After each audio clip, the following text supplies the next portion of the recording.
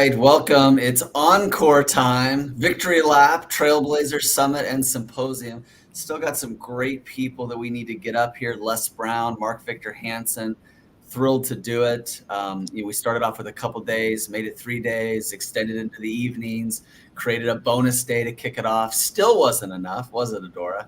No, it wasn't. Yeah, Lisa Nichols, John Gray, Dr. John DiMartini. List goes on and on. Dennis Waitley, one of your good friends, Adora. So here we are today, going to be bringing up Les Brown and then Mark Victor Hansen. Both of them are brilliant in one thing. The question is it 2 words or 1 word? Storytelling. So they're brilliant storytellers. Les Brown is the speaker storyteller, really knows how to anchor that story, leverage that story in your presentations. And of course, Mark Victor Hansen is probably best known for being the co-author, co-founder, co-creator of Chicken Soup for the Soul. Adora, take over here for me. Well, it's so true. I mean, Les Brown knows how to get people on their feet and in action and inspired to conquer anything, take it on, move mountains.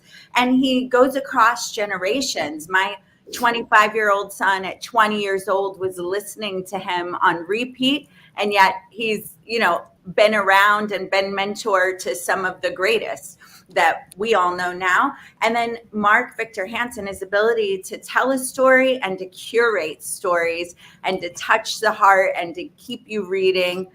They, like you said, they're both legendary and trailblazing in that space. And just like all of us, they show up in their own unique way. So I think we have a few or a few words from our sponsors still, right? Yeah. Let's get that out of the way. We'll be back after a quick commercial break and bringing up 2 more amazing trailblazers and, dare I say, disruptors. My name is Isabel Donadio, owner of Top Talent Agency, and I am here on my 3rd trip of the Kenya Keynote Tour. We've just concluded our 3rd trip here with a wonderful group of individuals, business owners, entrepreneurs, public speakers, and life changers. We have sponsored new students, adopted, we've taken in, and we have supported well over 100 individual students at these colleges, universities, and high schools to help them with their boarding school, help them with their book costs, their uniforms, so they have everything that they need to prepare so that when they get to these schools and their classes, they don't have anything to worry about. Along the journey, we've also had powerful conversations with governors, first ladies, to have impactful, meaningful relationships and conversations that will impact not only our long-term relationships here in Kenya, but for all of the people here. Kenya has truly become a second home to me. The people here I love and care for deeply. So every time we return, it just does my heart so well, fires that light within me to keep coming back, in which we will in February of 2024. Even though we're dead exhausted because we're giving so much, we wake up completely rejuvenated because we know that we're on a mission to change and impact lives, not just for the students here, but for the community and worldwide. We're seeing the power of the connections that we have here. The relationships that are being built will last lifetimes. But it all starts with the Kenya Keynote Tour. So if you want to be a part of the next one, if you want to be a part of this life-changing journey, not just with the students, not just with Safari, but to truly have your soul changed, then the Kenya Keynote Tour is something you should deeply consider, because my life is forever changed.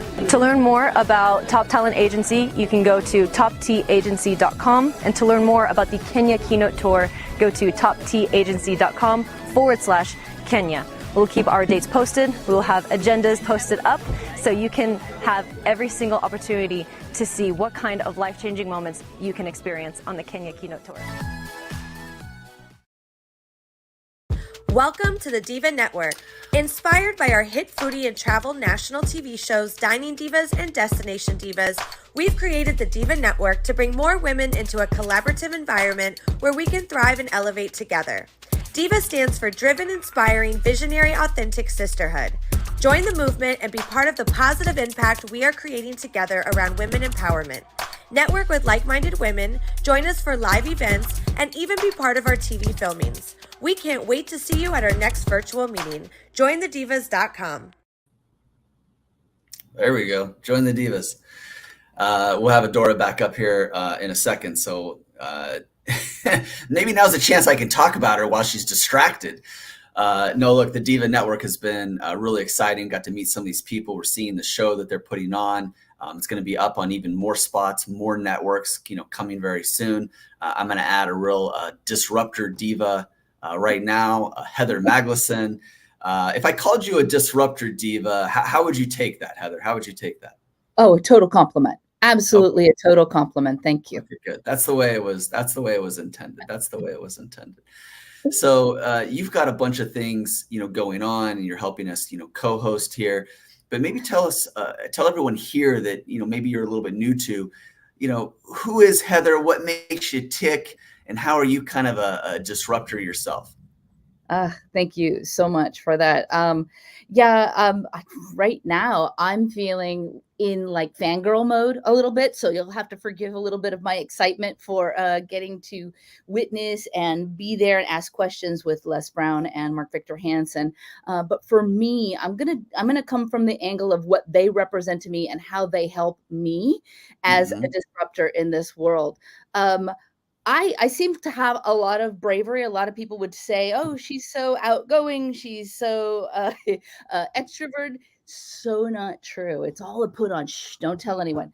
But I want to, since childhood, be an artist when I grew up, and the challenges that I faced to just really like own that identity. To even though I'm very passionate about it, it's a difficult road. And so hearing these stories from people like Mark Victor Hansen, who was rejected, I don't know how many times just for the books that he wrote and the series, and feeling compelled to just move forward because I know that there are people out there that have been like, so what if somebody rejected me? So what if somebody said no? And it feels great to me to do that because I really want to grow as an artist myself, which is a little bit of a disruptive style, if I might say so myself. And so I feel a little scared of putting it out there. Yeah, but you're right. A lot of people aren't going to really buy that from you. You've got extrovert written all over you. The way you dress, the way you put yourself out there. There's an expression, that we have in the publicity business, and that is to make your presence felt. And I guess that's good advice for a lot of things, but, make your presence felt, I think you do that pretty well. Is that something you put some thought into, or do you feel like it just kind of, you're not really trying to do that? It's just kind of who you are. No, I programmed myself a while back that if I felt the fear, I needed to do it anyway, because amazing things were always on the other side of my fear. And I proved that to myself over and over and over again, to now that I believe that when I'm feeling that doubt, when I'm feeling that sense of fear, I'm like, ooh, something good's going to happen. And so I really work to push and get myself out there. And that's why I do some crazy looking things. Good. Well, next up, we're going to have Les Brown. And I thought that we might talk a little bit about Les, because there's definitely some things that people don't know about Les. Like, you hear the stories and there's kind of these, famous lines, and people try to do the Les Brown voice. I'm not going to try to do that right now. Maybe I'll attempt that a little bit later on. But Heather, how much do you feel like you know about Les? Like, how do you feel like you know a little bit, a lot? What do you think? I'm going to say energetically, I know a lot about him. Just the fact that he cares so much about the people that he's reaching. He sees more greatness in them than they see in themselves. And that's something we have in common. And so it just feels like a connection that we have just through that. But we can never truly know anybody. So I'm not going to answer that fully. I just feel like I am very familiar with his essence, and that's what. So you don't know his favorite color. You don't know like his favorite food. I do. I know all that. Are you impressed? I'm just trying to impress you. Sure. Les Brown's favorite color? Blue. Something we have in common. Favorite food? Favorite food? Pie. Anybody want to guess on what kind of pie? Apple. Nope. Oh, cherry? Sweet potato pie. Oh. Favorite time of year is summer. Favorite vacation spot. It's somewhere in the U.S. It's a city. What do you think? I'm going to say San Diego, but that's just favorite wishful vacation thinking. spot. No, it's not San Diego. I can see why you'd say that. Yeah. I think it'll kind of surprise you. New York, New York. New York City, a place you were just in. Well, I wonder why. I mean, I loved it, but I wonder why he loves it so much. We're talking about Les Brown because he's going to be up here in a little bit, but I thought I'd just kind of share some maybe lesser known facts about Les Brown. Here's his favorite quote. Stand up for what you believe in because you can fall for anything. Stand up for what you believe in because you can fall for anything. Look, this is what it was a while back. Maybe he'll come on today and say something a little bit different, but I wanted to give you a little bit behind the scenes. He's coming on at 11:15 today, so it's still about 5 minutes away. So I've got a few more fun facts here, and I've also got the bio. But I find that you're not alone, Heather. Like, a lot of people know what a great speaker is, but they don't really understand where he came from.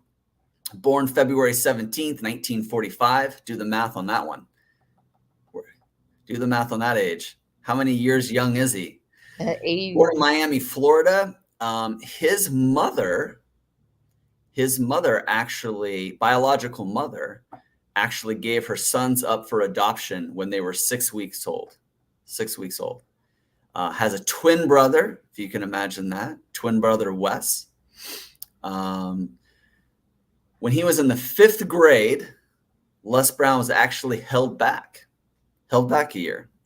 You know why? This is the exact quote. He was too disruptive. So we've been talking to all these trailblazers and disruptors. Like, how many of you disruptors were actually held back a grade because you were too disruptive? That's Les Brown. So, at one point, they actually thought he was mentally retarded. And that's not a word that we throw around too much, but that's his exact words. They basically thought he was mentally retarded. Too disruptive, thought you were mentally retarded. We're going to hold you back, right? We're going to hold you back a grade. But he was influenced by speech and drama, had a great instructor. He did pursue a career in radio broadcasting. A lot of you know about that. He was working briefly for the Department of Sanitation. We're talking garbage, janitorial, right? But he always loved to observe the disc jockeys, the DJs, right, in hopes of one day becoming an on-air personality. And of course, his big break came when one of the disc jockeys became inebriated. I'm sure he's probably going to tell maybe a little bit of some of that story. So I'm not going to get into too much of that. But yeah, a little bit behind the scenes, with Les Brown. You can still catch a lot of his speeches and videos on YouTube. There's some really good inspirational ones.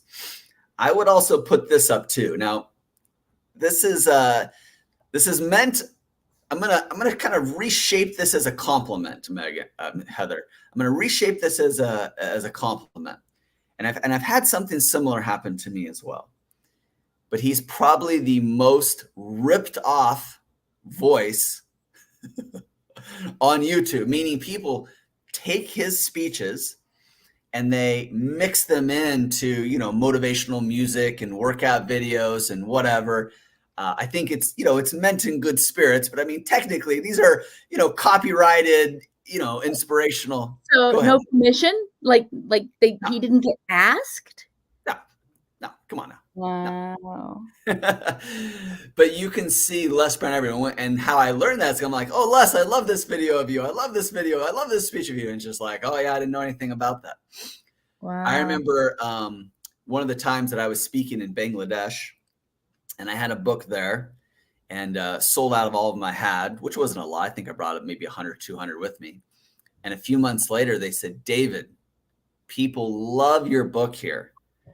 They just love it. And they said it is selling like gangbusters and everybody has a copy. And I was like, what do you mean? I only had 100 copies. They said, oh, we took your book to a photocopier and we photocopied it and we've already put out 1,100 copies. And I was like, look, I'm not trying to make money out there. The money is a little bit different. It's like a third world country in parts, but like they thought they were doing this great thing for me, right? Like just, it was so complimentary. Like, David, there's literally thousands of your books out there on the streets. Anytime you're in Bangladesh, India, whatever, you stop, they're not just selling you peanuts or fruit or whatever. They'll sell you books, right? They'll literally sell you books, but most of those books have been just sort of commandeered.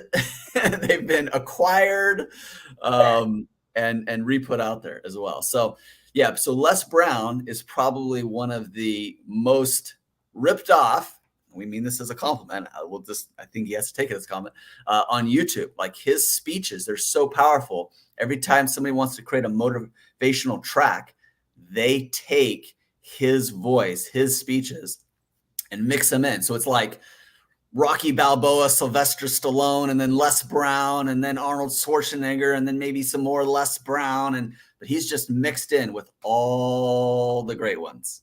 I had my first one happen yesterday, but they asked permission. They said, I'd love to take your speech and mix it into my music. And I said, sure, because it was the first one. And it's like such a compliment. I can't imagine having it done without my permission. Yeah. And that's exactly what happened. So we're getting Les ready here. We're going to bring him on in just a second. I'm going to bring up a couple other people that we're going to kind of use as a transition. I appreciate all your guys' comments. We're broadcasting through YouTube, LinkedIn, Facebook. Some people are just on my Facebook profile. As of now, we just kind of crossed the 1,500 mark of people actively viewing at one time right now. So you're in good company. We definitely want to, get to some of your guys' comments. You guys are giving us questions. Mark Rodriguez, thank you for saying hello. Kenya, we should just have you on sometime. But thanks for your comments. We are seeing all of them. We kind of jump around from place to place. If you're just now joining us, this is the Encore event, kind of the somewhat victory lap here for the Trailblazer Summit and Symposium. We ran it the week before last. We had a big in-person VIP mastermind day in New York City. We look forward to sharing, maybe some video content from that. I don't know if you know it, but this event, this Trailblazer event, was actually on the NASDAQ billboard and still is to this day, NASDAQ billboard in New York City, Times Square. So we've got a lot of, really cool things to share. Adora, are you ready to come back up? All right, I'm going to bring Adora back up, and I'm going to let you two talk here as I get James set up. Awesome. Welcome, Heather. Good to see you again. It was so great sharing space. And speaking of the Trailblazer event, one of my favorite things about this particular event that we have done, even though the Trailblazers we're bringing up are most known in the self-development industry, or with less people in athletics, or, the success mind kind of thing, is that we really attracted people and trailblazers from all walks of life, different business backgrounds, like the founder of AWS, or, the first female SWAT, you as an artist who I know you've moved into this transformational space. But it's really cool to see that many trailblazers have some common threads. So I know we're bringing up Les Brown soon and Mark Victor Hansen. What are some of the commonalities that you noticed over the course of our event, both in person and online? What I've noticed is that all of these brilliant minds have one thing in common, is that they are really looking at a humanity that is moving forward and up leveling, and they know their place in how to make that happen, and they understand their worth. And a lot of times, like with Les Brown, he sees people more valuable than they see themselves often. And I think that's a common thread across everyone, even if they're not in personal development. They really just see their place in helping evolve the human population.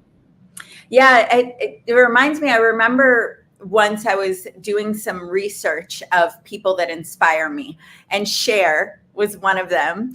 And I was watching an interview, and she was flipping through this lookbook of different outfits.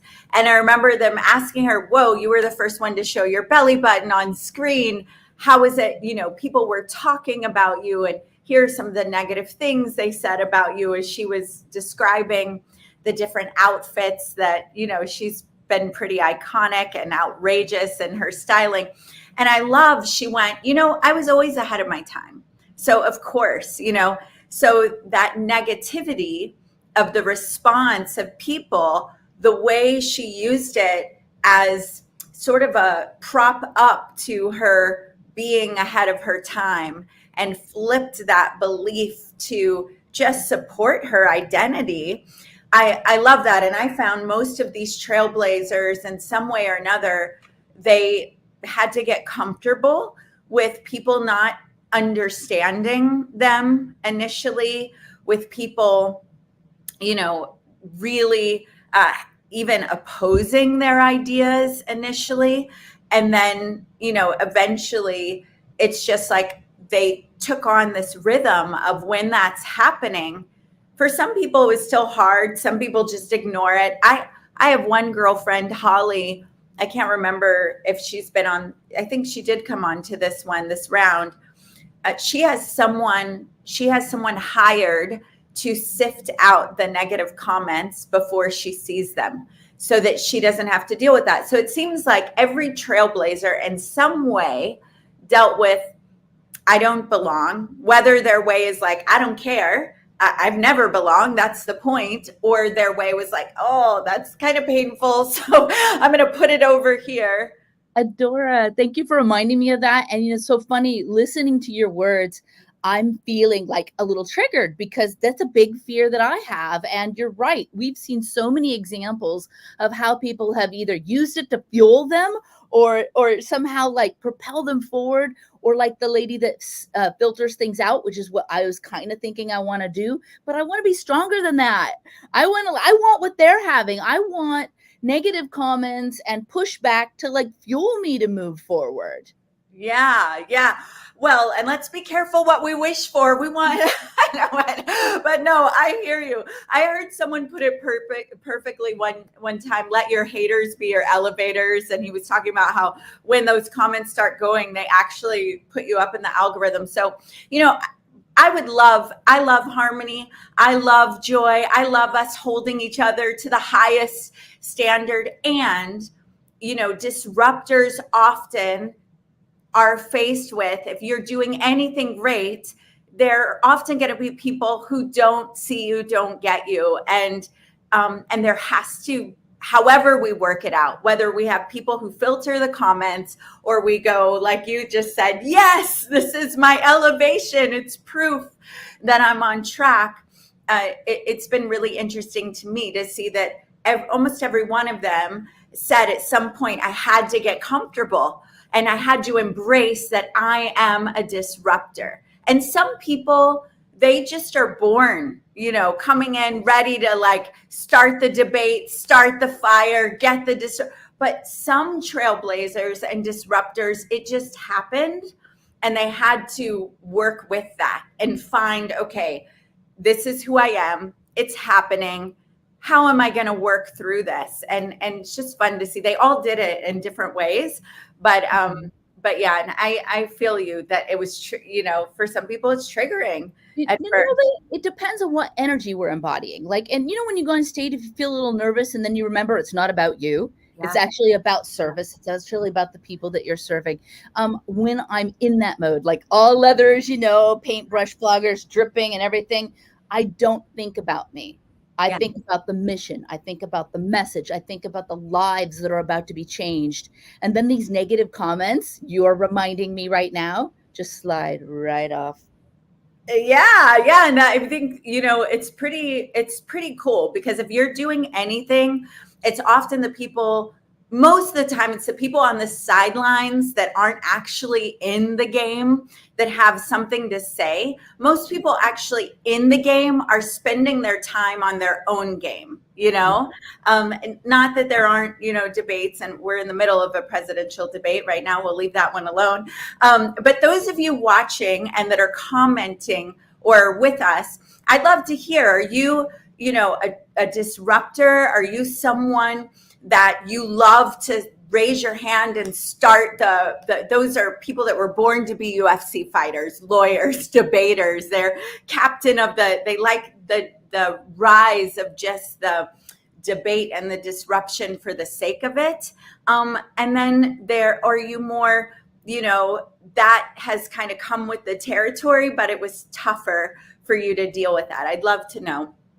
If you're driving, don't let us know unless you use Siri, and then we'll work with that. So when did you first hear, you said you're a big fan girl of Les Brown. When did you first hear Les Brown, and how did that kind of unfold for you that he's so, impactful to your nervous system right now? It was about 14 years ago at either I'm dropping names now, Lisa Sasevich or a Kendall Summerhawk event that I was at. And I was like, he's one of those people that just the presence, it almost doesn't matter what's coming out of his mouth. You'll buy anything if he mentions it. And I just felt like really lifted and had more belief in myself at that time. And that was actually, it was the right time for me. It was the very beginning of the what do I want to be when I grow up moment I was having in my life at that time. And I knew like I loved feeling the inspiration and that lifting up from him, that I'm like, I want to be able to do that. I want to be able to do that with other people. So that was a big influence for me. It's huge. And I love David and his Top Talent. They do a lot of work with people on this specifically, but when you have a message, the ability to move people in action and to get them to want to take action, that kind of charisma that gets people in motion is what we all want. We want it in our own way. We want to be our own voice. But yeah, that's powerful about Les. Hi, David. Hey. Yeah. So just getting things set up. This is great. Everybody listening here, hopefully you're taking notes. There's several things that have been hugely helpful, and I'm going to underline a few of them because it's going to come into play with an opportunity you have. We're about to give you an opportunity. It's a free opportunity, but this is what I want you to know first. If you're not where you want to be, okay, successfully, financially, just not to where you want to be, two major things. It's because you're not having the right conversations with the right people. Sometimes you are getting in front of the right people, but you're not having the right conversation with them. Sometimes you are having the right kind of conversation, but it's not with the right person, right? So we very purposefully are always looking to create the right conversations with the right people. That's in part what this Trailblazer Summit's been about. And me and Adora, we've produced several events together with several other people over the years. And it's all about creating that conversation. It's not just an interview. It's not just a speaker. We really want it to be a conversation. And that's why we love broadcasting. That's why we love your comments. That's why we love, the synergy between it all. But in addition to all that, we have a mastermind coming up where you can be a bigger part of the conversation. And so we're going to share that in a few different ways. But it's at toptalentjv.com, toptalentjv.com. This August 26th through the 28th, there will be a 3-day joint venture mastermind. And we're going to kind of talk here in a second about what joint ventures mean to us. And, sometimes there's semantics and mastermind and joint ventures and what's a true mastermind. And of course, Adora also has a lot of passion for the word mastermind. It's one of Napoleon Hill's big concepts. There's like 17 different things that he really gets into, but he says there's two that are more of a difference maker than a game changer than anything else. And one of those is to mastermind. So if you want to have more of the right conversations with the right people, everybody listening right now, you got a free opportunity to go to toptalentjv.com, and we'll throw that in some different comments and some different places. And a lot of the people who are just on the summit with us, other people that may not have even been able to attend, you can get into some main sessions and some breakout rooms. Everyone's going to get a chance to say who you are and what you do. And there's some very purposeful ways to do that. I know, Heather, you've been a part of some of them in the past, so maybe I'll have you share your experience. But I want to turn it over to you, Dora, for a second, maybe to celebrate, one of your mentors, Napoleon Hill, and kind of talk a little bit about the power of mastermind and some of the masterminds you've been involved in, and we'll go from there. Sure. Yeah. I mean, Mastermind Alliance is so powerful, and having a definite purpose that you're moving forward. And we'll talk about what the purpose of this mastermind is coming up. For me, those rooms of being in a room where people are focused on success and the elevation of humanity and their businesses together. And when you have the quality of people driven to have those things done, it's, I always say, Simon Sinek says, start with why. I think that's wrong, because you can have the right why, but the wrong who, and it's not going anywhere. So I think you start with who are you? What do you value? And you meet other who's, and with the right who, you will go, what is our why? And David, over the years, we've had multiple whys. We're looking at future whys, but when you find the right who, then the what and the why, you'll figure it out, and it'll be masterful. And out of one of the masterminds I put together, Russell Brunson struck his deal with the Napoleon Hill Foundation.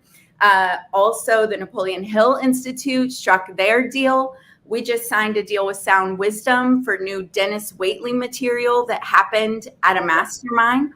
So that's what's possible. It's super powerful. Yeah. One of the things that we make a major focus at our masterminds, our kind of super connector events, is there's six big bonuses that we really want to make people on the lookout for. One is look for interviews, right? There's people there that have shows, they have podcasts, they have just big following and database. So you can put on you look for interviews. Two, media. We've got writers, freelance writers, people with their own columns, people with their own magazines. We've got people that write for newspapers. So great chance to find some of that as well. Speaking opportunities. We get a lot of event producers that come in. We put on a lot of events. We've got a lot of other people that put on events. So if you're a speaker, event producers could be listening to you and saying, oh, maybe we'll put you on a panel. Maybe we'll have you, speak. Maybe we'll have you, offer something. So there's three of them right there, right? Shows that you can be a part of, events that you can be a part of, as a speaker, and then other types of, press. So there's three of them, and there's more. If you notice, I mentioned 6. We'll kind of tease some of those a little bit. But before I go any further, I want people to think about, well, what can you offer, right? When you show up as, me, what can you do for me? Doesn't always go as well. Best thing to do when you walk into a mastermind or a JV event, and I'll throw this back over to you, Heather, here, but is, to also have something to offer. I don't know if you're going to put them in a book. I don't know if you have your own event you can put them on. I don't know if you have your own show. You want to have something to offer. Maybe you got an email list. Maybe you just want to get them on Facebook Live and talk to them. Maybe you want to try something out, give them a testimonial. Testimonials are always powerful. Heather, I'd love for you to share your experience with some of our past masterminds, but also kind of speak to, how you have used masterminds, or how you've used super connector events to kind of grow your business. Awesome. Thank you so much for that. I've been to 2 styles that you guys have done, one online during an event that you had, but I got to say my absolute favorite one was the live one that we did in New York City. And for me, it was really important. And I see this across masterminds for me, is oftentimes when I approach a mastermind, I will think about, okay, do I want to share? Because they always say, kind of keep it narrow. Don't share everything you do. Just pick something. I like to pick the things that are a little newer on my plate. So at the mastermind we did in New York, I was ready for a photo shoot that day as my impact artist self, which I had like full leather corset, I had shades on, my hair. I look like a supreme dominatrix, really just about taking command of your narrative. So it was very metaphoric, but I was looking like $1,000,000. I think I ended up like snagging the photographer and doing a photo shoot, walking down in the middle of the street. It was amazing. But because this was like a new piece for me, something that I was offering through my art, because I do some transformational expressive art as an artist, I was offering to help create documentaries about people's lives and the work that they've been doing and the legacy that they're leaving on the planet. So again, it gave me something to do as an artist, but it really wasn't about me as an artist. So I'm experimenting with this energy I'm bringing to the group, where I could have easily been so embarrassed I wouldn't have done it. I just would have played it safe, just dressed in my normal self. But instead, I decided to find out what that reflection was. And for me, masterminds are a great time to get a reflection on your offer. Not just that, but the reflection on the energy that you are putting behind the offer as well. So being fully embodying this artistic part of me, a real part of me, and then making that offer, it gave me the reflection of, do people take me serious? Are they intrigued? Am I seeing them lean in and ask me for more information? And that's been the same for me across any mastermind that I've been to, or a super connecting event, is to not just stick with what's tried and true and that I've done and have lots of experience in, but really work on this new offer or something that's fairly new, that's up and coming, and get people's take on it, because we want to find out if what we're offering is something that people actually want, right? Yeah. So I use masterminds for that, to kind of test the waters. Yeah. Yeah. And mastermind, another one of those words that people have kind of been redefining, and not always in a better way. So a true mastermind, a real true mastermind, there are people that are in somewhat of an even positioning in terms of time to share, time to help. Sometimes there's one person that really drives it all and takes the majority of the time and gives the majority of the help. That's really more of group coaching. Nothing wrong with that, but sometimes people call group coaching a mastermind. You probably also can't have a mastermind with hundreds of people.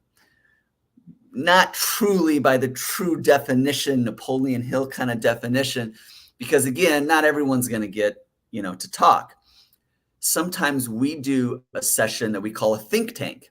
And the think tank is, hey, we've got a problem. Everybody here, share your ideas. And I love think tank sessions because everybody's sharing solutions. Hey, I use this website. I use this technology. I use this app. Oh, I've got a person. I've got a connection. Let me put you in touch with so-and-so.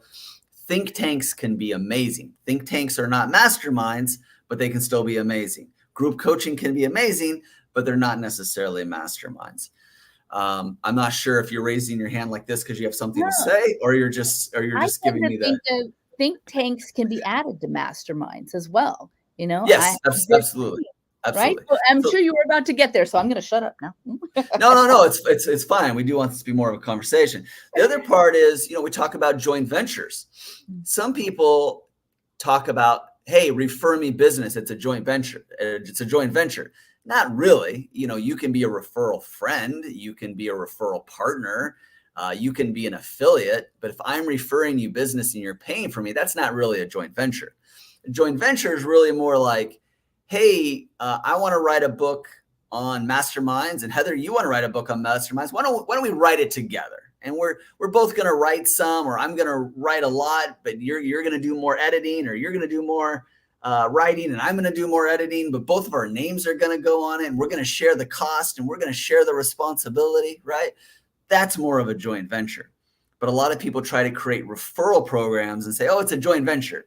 Not really. Nothing wrong with referral programs, but don't confuse that, with what a joint venture is. Right. Joint venture is really more of you're doing this, they're doing that, and there's somewhat of an even exchange of value, goods, services. As a matter of fact, Heather, I made a JV worksheet where it listed out all the things that people might be able to do for each other. So you could sit down and just circle them. Because one of the things I find is most people don't even know what they might be able to do for somebody else. Like they don't even know what's really possible. They don't even know maybe what their greatest value is or what their greatest asset is. Mm-hmm. So joint ventures can also be a little bit tricky as well. And that's why we like to sort of not redefine, but kind of get people back to the classic definition, because so many people have used these words and kind of given them new life that isn't always very accurate.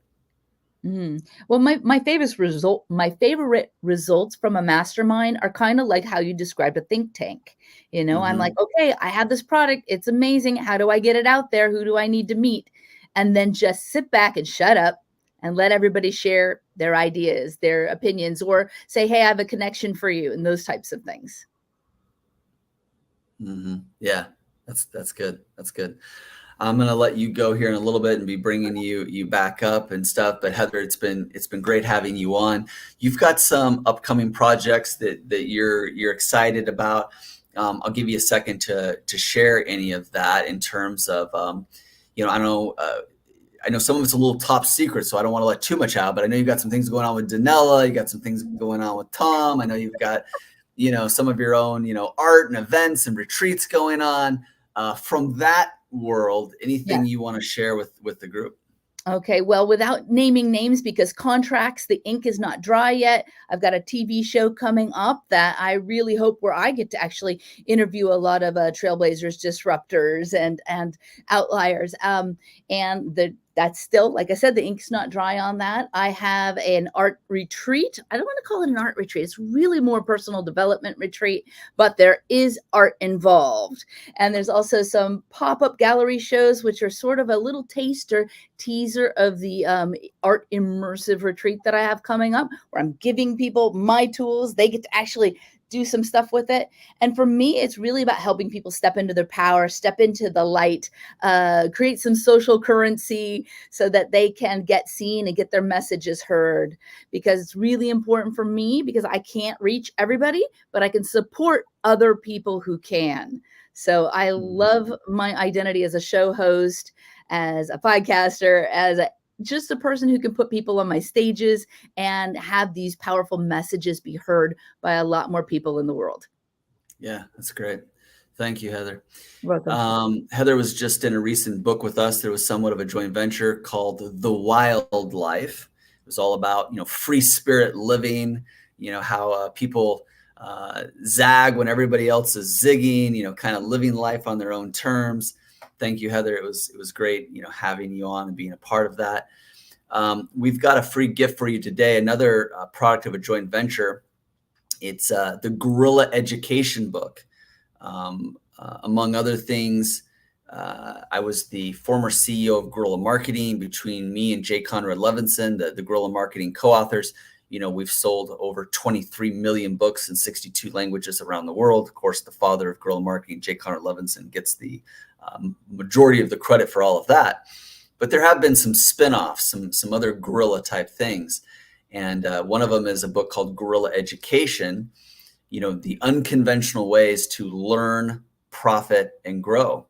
And we had 20 plus co-authors in that book, Jim Poole, Masadi, just some great people that wrote about, these various ways to learn, profit, and grow. And some outside of the box kind of stuff. And that's what guerrilla is all about, right? The unconventional way of doing things. And guerrilla like guerrilla warfare, not like, gorilla the ape, gorilla the primate. But guerrilla marketing been around since 1984. J. Conrad Levinson, one of my great mentors, he had passed away. But for those of you who don't know Jay or his legacy, he still holds the record to this day of creating the most ads that have run at any one given time. So he was the creative director at the Leo Burnett ad agency, very, very famous ad agency. If you look at the old TV show Mad Men, it's kind of a spinoff of these types of guys. But J. Conrad Levinson helped create some very big ads. The Marlboro Man, J. Conrad Levinson, right?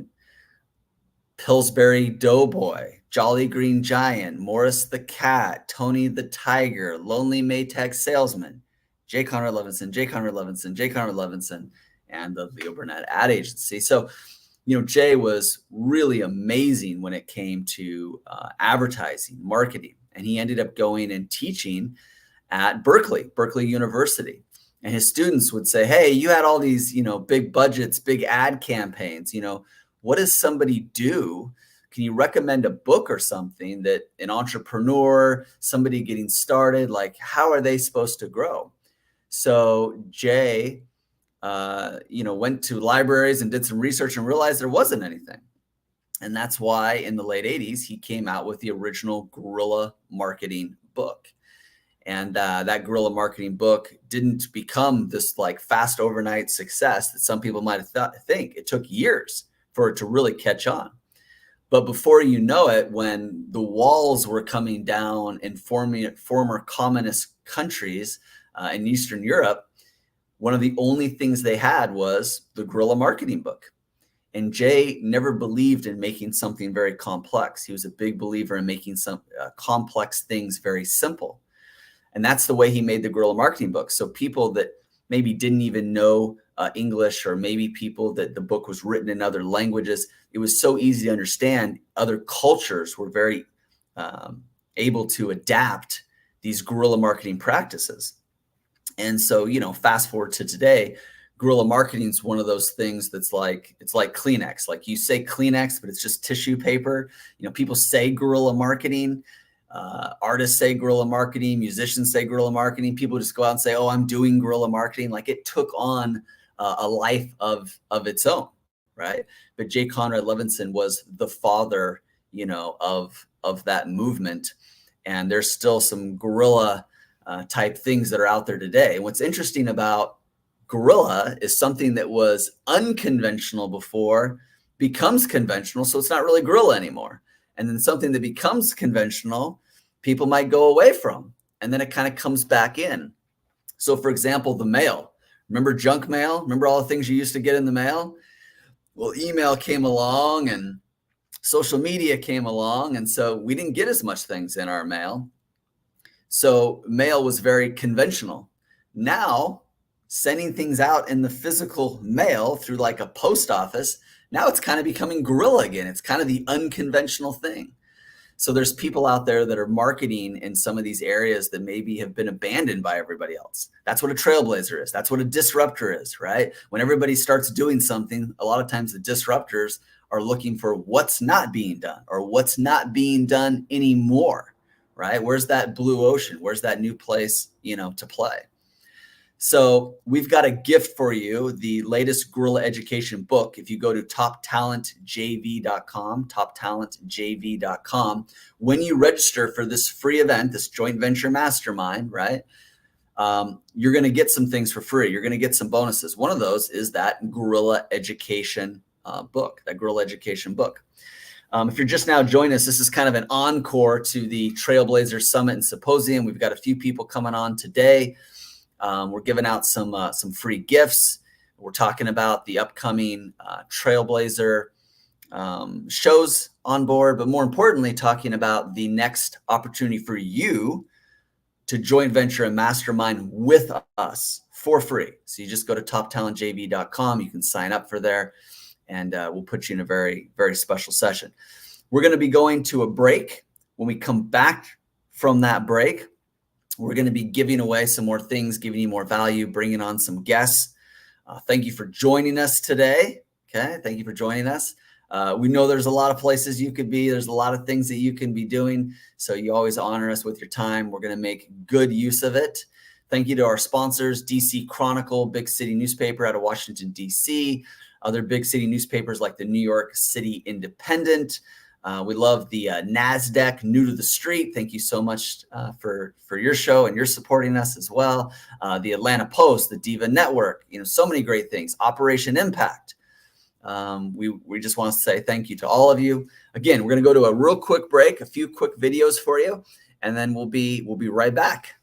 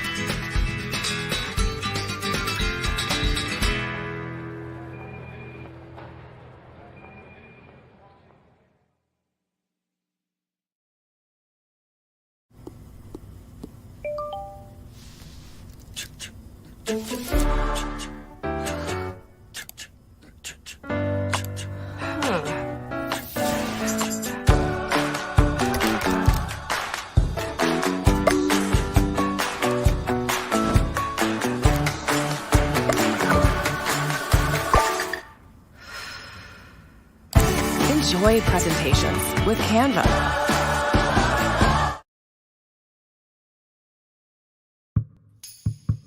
All right. Hey, this is Captain Lou, producer planner of the amazing annual mastermind vacation known as the Marketers Cruise. Here we are with 445 of our best marketing buddies from 18 countries around the world. This is my fourth. This is my third. Second, first, 9th annual Marketers Cruise. It really wasn't a hard sell. Go on a cruise for a week and network with some of the top marketing professionals in the industry. It's a vacation combined with a seminar. These are just real extraordinary experts giving you some of their best advice. All you have to do is ask a question. You'll get 30 or 40 people that can answer it. I got phenomenal advice as well as lots of offers of free products, free services, free help. You can't pay for some of this stuff, and that's what this group will do for you. I'd like to think that I spend 90% of my time doing the most important thing, which is probably fun. My wonderful, fun-loving little group, we tore up the dance club in a way that I know is recorded on camera and I fear will reach the internet at some point in my life. We decided to create an atmosphere where it's 30% work, 70% play. Could you imagine partying and going on a cruise with 400 or 500 of your closest friends? You get to meet people maybe in the JV jacuzzi or Pizza and Profits at night.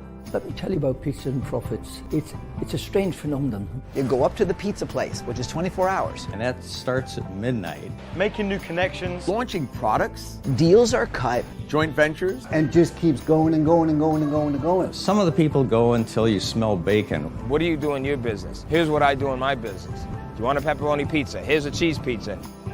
I think that the way that they were able to break the ice for all the entrepreneurs there is really just setting the tone of we're here to learn, we're here to share, you're here with your peers, and they really set the right framing for the entire week. And you know what? You don't have to be an internet marketer to be on this cruise. We've got healers, we've got doctors, we've got chiropractors, we've got amazing people doing all kinds of things. Like I said, I've made a lot of connections with people, top people that I would never have access to if I was not on this cruise. We got a white hot party costume, everybody's having fun.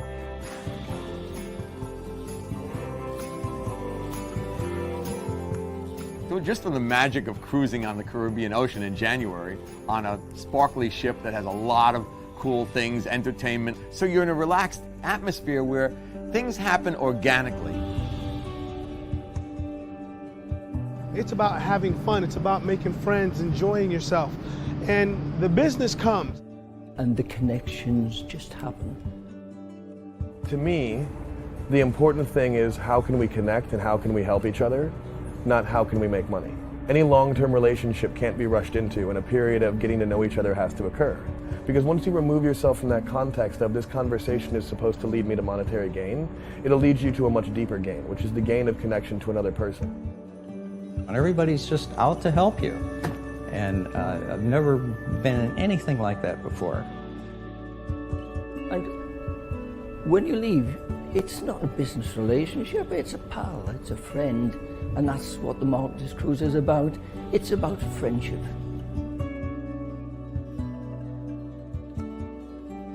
I'm going to use a little cruise metaphor, but I believe that a rising tide raises all ships. And that when people are brought together under a commonality to achieve greater things together, they can.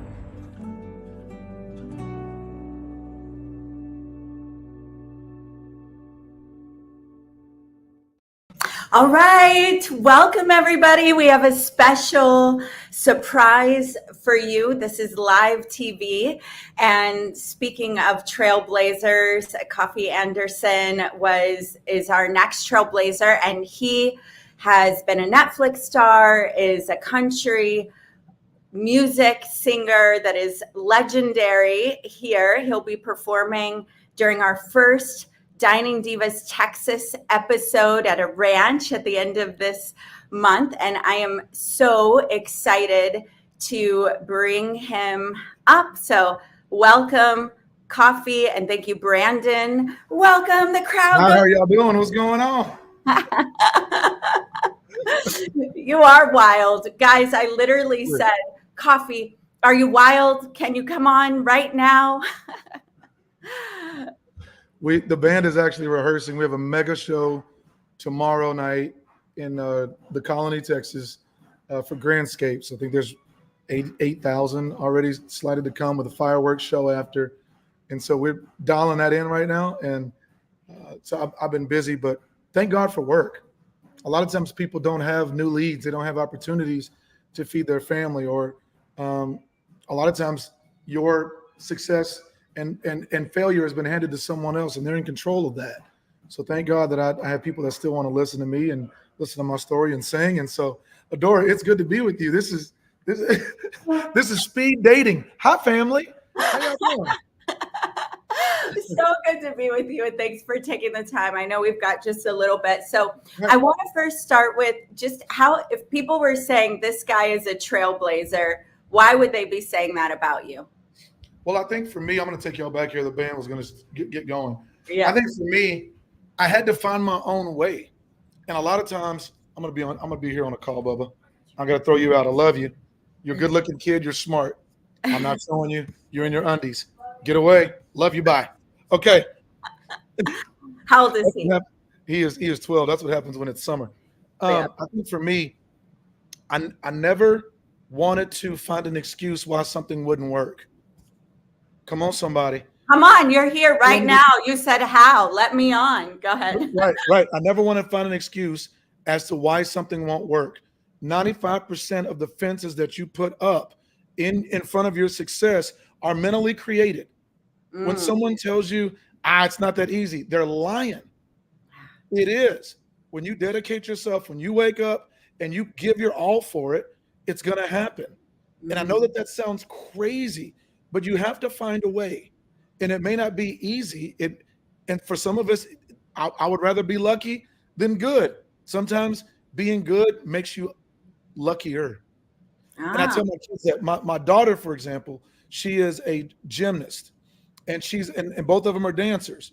And they're like, hey, Dad, I got it. Okay, let me see. All right, good job. Now, the next time, I need you to get it till you can't get it wrong. Most people just want to get it right. I need you to get it till you can't get it wrong. When it becomes so good and then excellence happens, people want to be a part of excellence. When was the last time you showed that you were worthy of what you're asking for? Come on, somebody. I need you to show that you're worthy of what you're asking for. That means you need to put it in before we show up. I've been to concerts.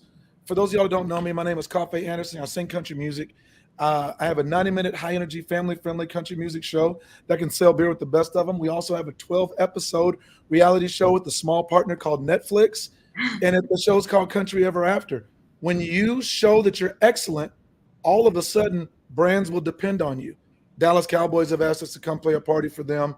The ACMs, CMA Fest, the Grand Ole Opry for my 5th time will be September 10th. If you show yourself well approved, is what the word says. Show yourself studied and well approved. I need you to demand more from yourself. I hear people all the time, oh, it's hard to find good employees. If you're a good boss, good employees will find you. And they'll call someone else that they know that wants to wake up and work every day. What are you bringing to the table? Are you blossoming where you're planted? Wow. Or are you still dreaming about the next place you want to go? I need you to invest with where you are. Make the ground where you're at good soil. Stop taking from it and leaving it dry and barren. I need you to blossom where you're planted.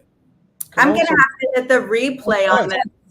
Go ahead. I'm going to have to hit the replay on this. You said so much in a little bit of time. You know what's funny is in the green room, we have Dennis Waitley, pioneer in the self-development industry, Mark Hansen, Chicken Soup for the Soul author. Coffee, I knew you could throw down singing. I knew you're coming to be, with us in our first episode of Dining Divas Texas. I had no idea you could spit fire, like motivational, inspirational. Well, Les and I spoke at Petco Stadium in San Diego for Billie Jean as marketing. I've done a lot with so many amazing motivational speakers, because if you have the DNA, it doesn't matter what industry you're in. It's get up, get it, and then close a deal. I don't care what industry you're in. We're all selling something. If you're a pastor, you're selling hope and faith on a Sunday morning. We're selling something. You have to be the best in your business, the best that you can be for what you can deliver. I can't block for my buddy Dak Prescott. He plays for the Dallas Cowboys. He's quarterback. I can't block for Dak. I can't, but I can hold this guitar and go to his fundraiser. I can come in and give him something to listen to before he plays. There are people that are better at what they do. Don't get mad at the hand because you're just a knuckle. We need you to be a part of all of it. So the attitude of gratitude won't rob you of your joy or your blessings. I'm grateful for where I am. I'm grateful from all of my clients. Why do all of my clients that buy a show from me get a bouquet of flowers? Why do they get a free meet and greet? Why do they get a free video on Facebook that they can use to promote the show to make it the best that it can be? Because I want to show them that I'm honoring them. And you can't get mad at your money. Yeah. You can't get mad at your money. You may have a client that is hard to get along with. They're a lot to deal with. I get it. And guess what? Hit the steering wheel when you're driving off. But I need you to drive off with that check. Drive off with I need that you to keep the main thing the main thing. Keep the main thing the main thing. Am I lying, Adora? What we talking about? No, you're not lying. Now, can we hear a little of your voice, or would you rather us send people to your music? Oh, I sent a link. It's in the chat. Yeah. For anybody that wants to download the music. Yeah, I'll play for you. Okay. We're gonna see some. Y'all are literally getting a tour of my whole house. It's fun. It's fun. Right I'm now. enjoying it. Oh my goodness. We got the Lord and we got the band. Come on, we what got else the you Lord need? and we got the band and we got your kids running around the house. I have a 13-year-old girl, so I get it. Okay. So you totally understand and you get it. Man. Let me see.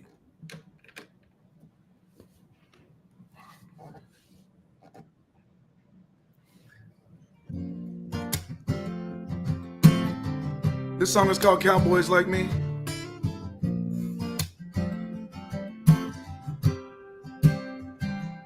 If I hold your door, I'll buy you dinner. That don't mean that you ain't strong. Just my way of loving. I hope you don't take this wrong. If I wrapped you in my jacket to keep you dry from Texas rain. Cowboys like me do those kind of things.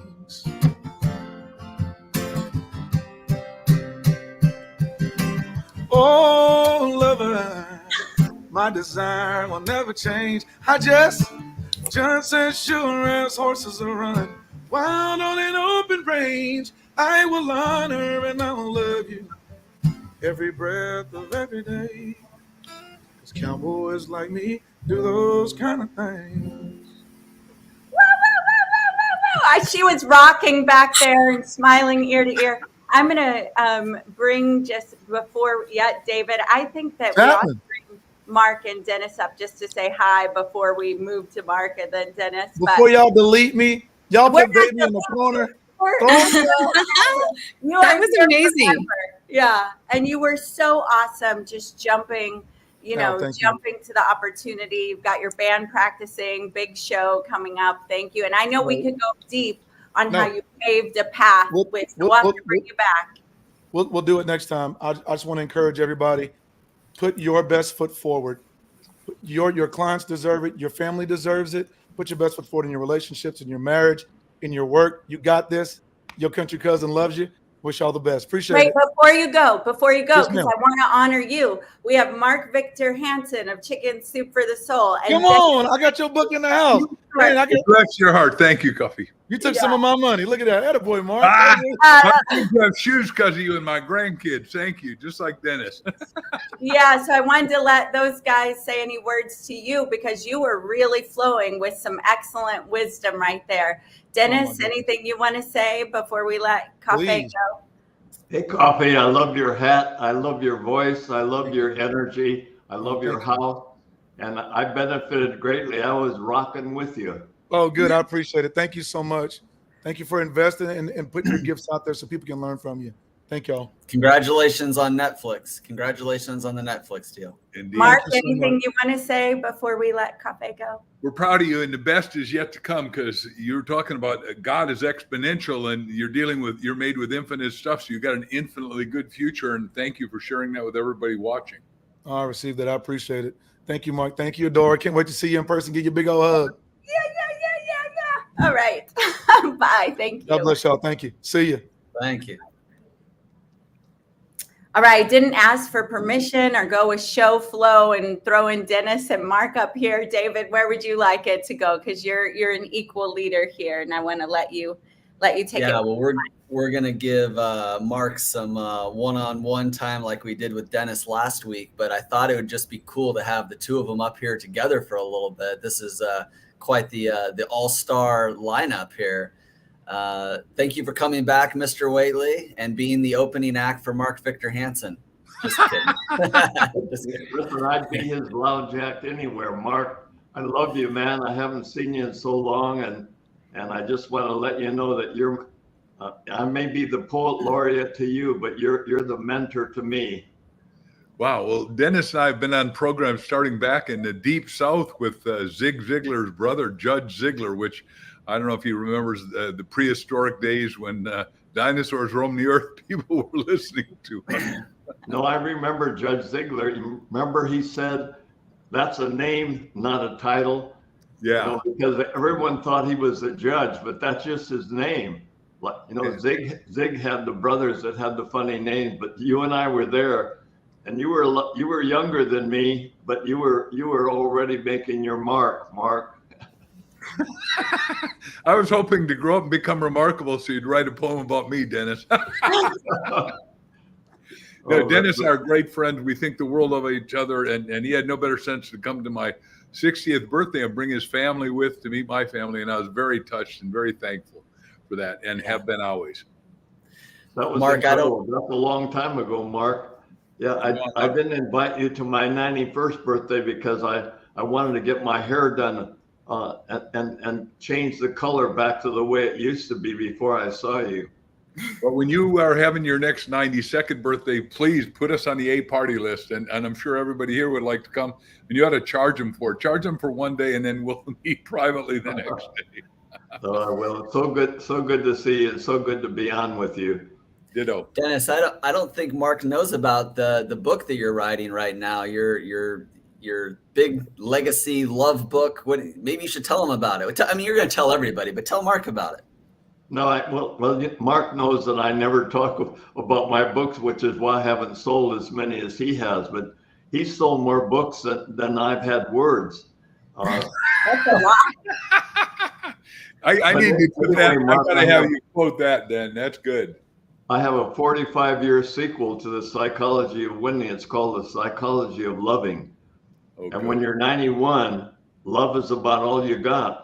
And that's all you have to offer. So I've gone from winning to loving as my main centerpiece. And Nightingale Conant, as you know, doesn't do much in the way of albums. They only license their old stuff from you and me and the others, but they're going to publish it, especially, and it's going to come out in August. But it's a book all about snippets of love, and that's where I am right now in my journey. Well, the cliche is love is all there is, and the universe was created in love and light and joy, energy, frequency, and vibration. And you're certainly one of the master maestros of all. Well, I'm sure vibrating right now.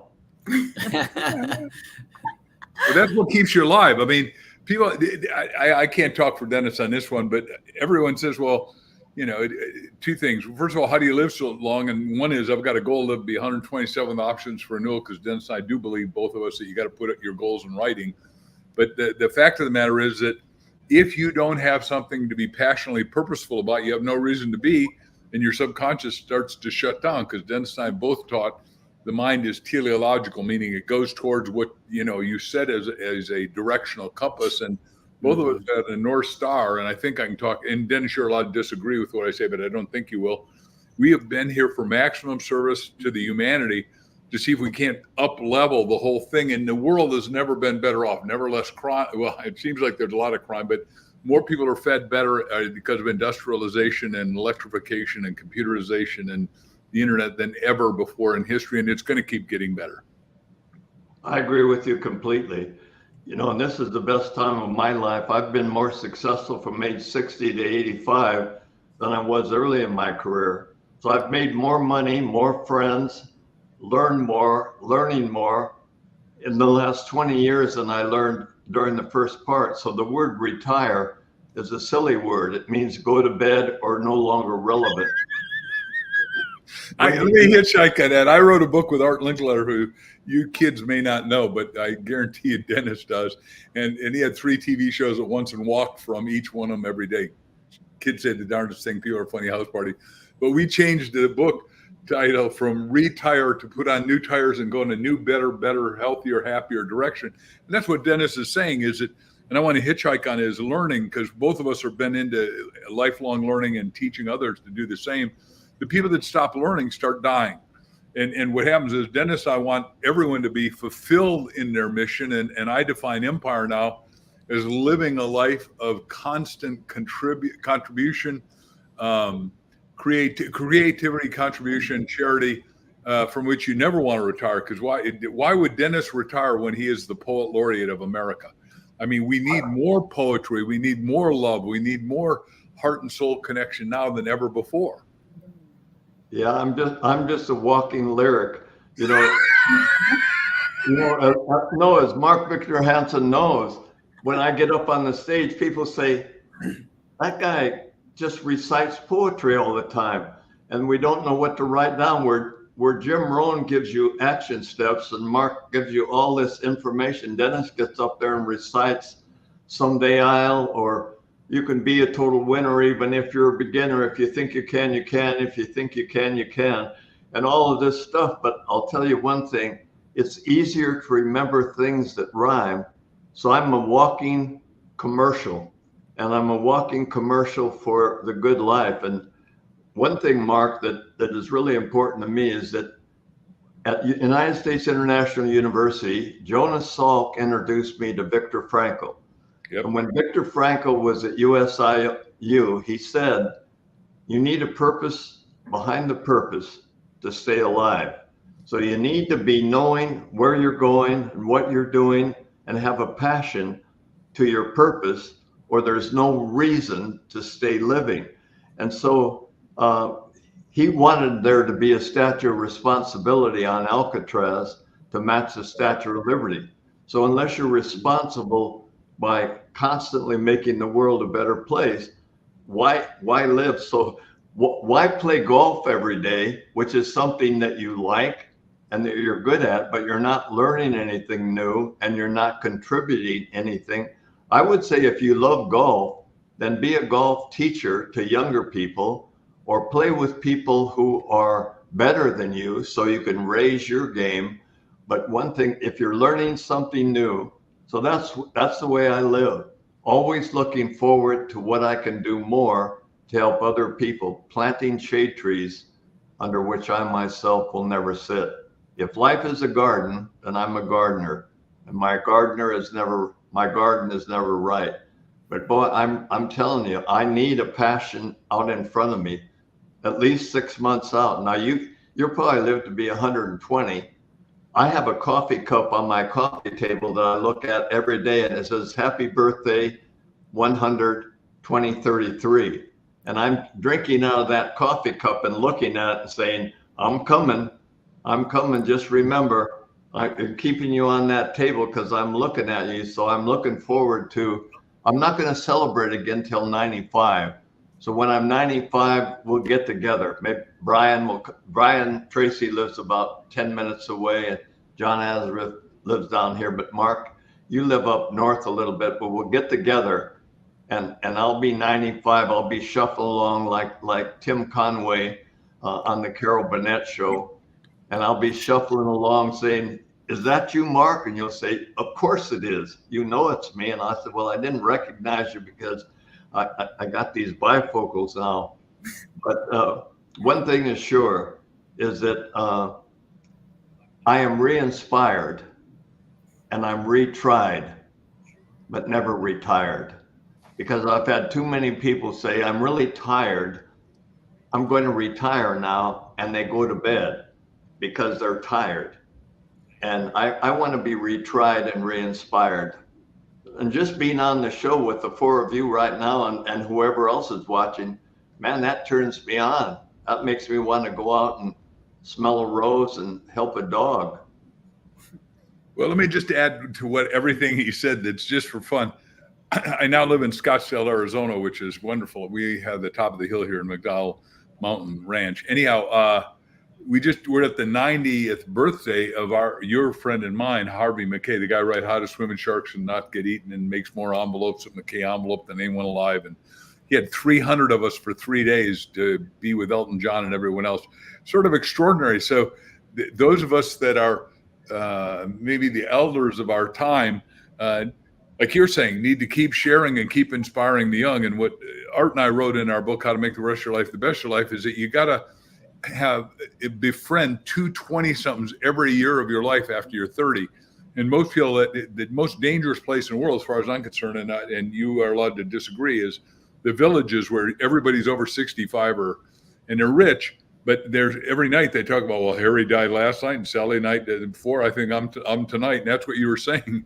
You are tired and you go to bed and you expire. I'm going to add one other word to your line. Oh, that's too funny. Yeah, and I have to tell you, Mark, I was really touched because I know you were good friends with Olivia Newton-John. Yep, we were great friends. Yeah, and she was just such a wonderful, wonderful person. And you've had such good friendships like that. Harvey McKay's been a good friend. And, you know, you and I and Zig and Jim Rohn and Art Linkletter and Norman Vincent Peale and Earl Nightingale, all of even W. Clement Stone, you know, you and I were around in those early rallies, but it's just so exciting to be able to share those little things with you. And, you know, the memories are great, but that's the rear view mirror.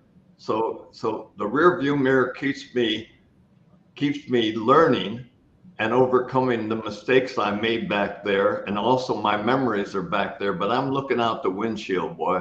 I'm driving forward, looking back to make me inspired and to make me learn from my mistakes. But boy, I'm still moving forward, because unless you're moving forward, you're falling back.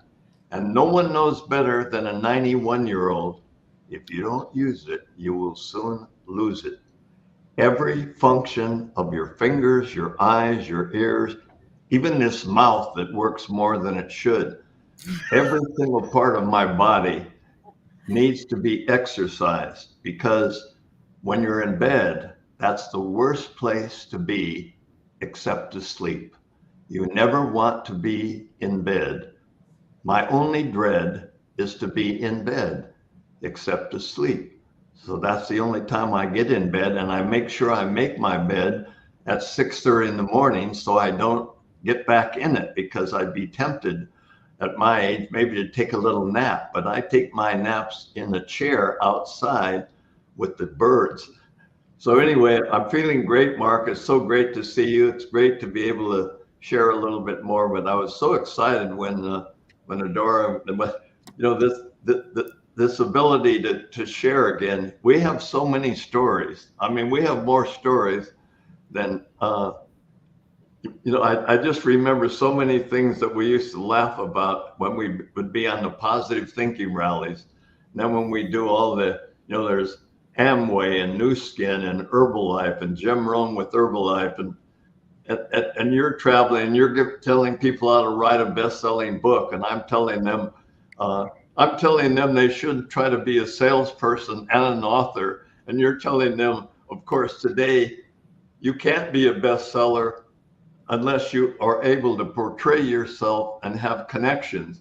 So you can't, publishers are printers now. And the first question a publisher asks a new author is, what kind of following do you have? How many copies can you sell? And where I used to get an advance for like Seeds of Greatness, I got $100,000 advance for Seeds of Greatness. There isn't a publisher alive that will give me an advance now. I have to tell them that I'm good for 50,000 books, or they won't even come near me. So, you only sell you, and the decision as a buyer is based on the value of the seller. Two things I want to hitchhike. One, ladies and gentlemen, most of you don't know either of us probably, and that's a crime. But everybody that he just mentioned, you want to listen to on YouTube, because they're all pals, but they're all geniuses that have a collective wisdom that'll help you comprehensively make your life infinitely better. And of course, don't stop listening to Dennis and myself, if you don't mind, because Dr. Whately and I have been friends forever. And there is a bigger, better, brighter future for all of us. And let me just talk to it as a book guy. I now own a publishing company, MarkVictorHansenLibrary.com, and we're making a lot of #1 bestsellers, more than any other company, I think. But the other part is that where all the major publishers, and I've written 321 books or co-authored, and they're all here in my library, but it is amazing that they think 17% of the market is good. The 10 countries that Dennis and I have been to again and again, Australia and England and America and South Africa and India. The fact of the matter is there's 8 billion people alive. In my position, and I'll talk for our industry, is that we need to open up and make books available to everybody. Somebody that's in Africa that speaks Swahili, we now have the AI for the first time in history. And Dennis and I have been through these evolutions, and this is the most exciting one ever. And I'm saying if you're not AI enabled, you're going to be AI disabled. Now, all the books we write are really written by us, because AI, I was last night at dinner, my wife and I, Crystal, with Sharon Lecter and Mike Lecter. Mike Lecter is considered the preeminent IP, intellectual property lawyer in the world, probably. But Mike said the trouble with AI books that everyone's going, oh, I'm going to have AI write me. You cannot copyright it because it's a machine writing it. It's not an individual writing it. So he said all these people that think they're duping the public, they're duping themselves, and they're not going to make it. So because a book has to have imagination, integrity, heart, and soul. And that's why he's a poet laureate, because poetry, you can't, Dennis and I have had a lot of time together at different places and different times and different events, like he said. And poetry, poetry is him. Books are me. And I want everyone to pull the book out of them. And what we're doing biggest is biographies, because nobody should die with their story in them. The graveyard's the richest place in the world with too many books that could have gotten written, businesses built, inventions done, songs not sung, like Kofi, who was just on, who's an amazing, Kofi Anderson's amazing. The point is, I believe everyone needs a biography, because a biography is the only gift of lasting love, of legacy that you leave to your family, your friends, the future of the world, that goes into perpetuity. Dennis and I both have lots of books, but those books will outlive us, and they'll outlive, I think, all the recordings of Nightingale Conant, which both of us have had a lot of money made at Nightingale Conant. So we love, in the old days, Earl, and then his partner, and then son, all have been very good to us. Lloyd and Conants have been great to us. Yeah. Very good, Mark. In fact, that's one of the most important little soliloquies that I've heard. And I just need to piggyback on it. So please. Artificial intelligence is a great assistant, but you really have to know the difference between AI assisted and AI generated. And I echo what Mark has said. Unless you have a good AI attorney, you're really kidding yourself to do a children's book that's all AI generated with the graphics. And I know people are churning out 2 or 3 every day, but as Mark said, you cannot get a legitimate copyright, and it's going to come home to roost. The people who are making a quick buck by getting AI generated books will find out that, first of all, they can't be copyrighted. Second of all, that on Amazon they'll be left off for 5 years if they claim that it was just AI assisted. You have to prove that it's AI assisted, not AI generated.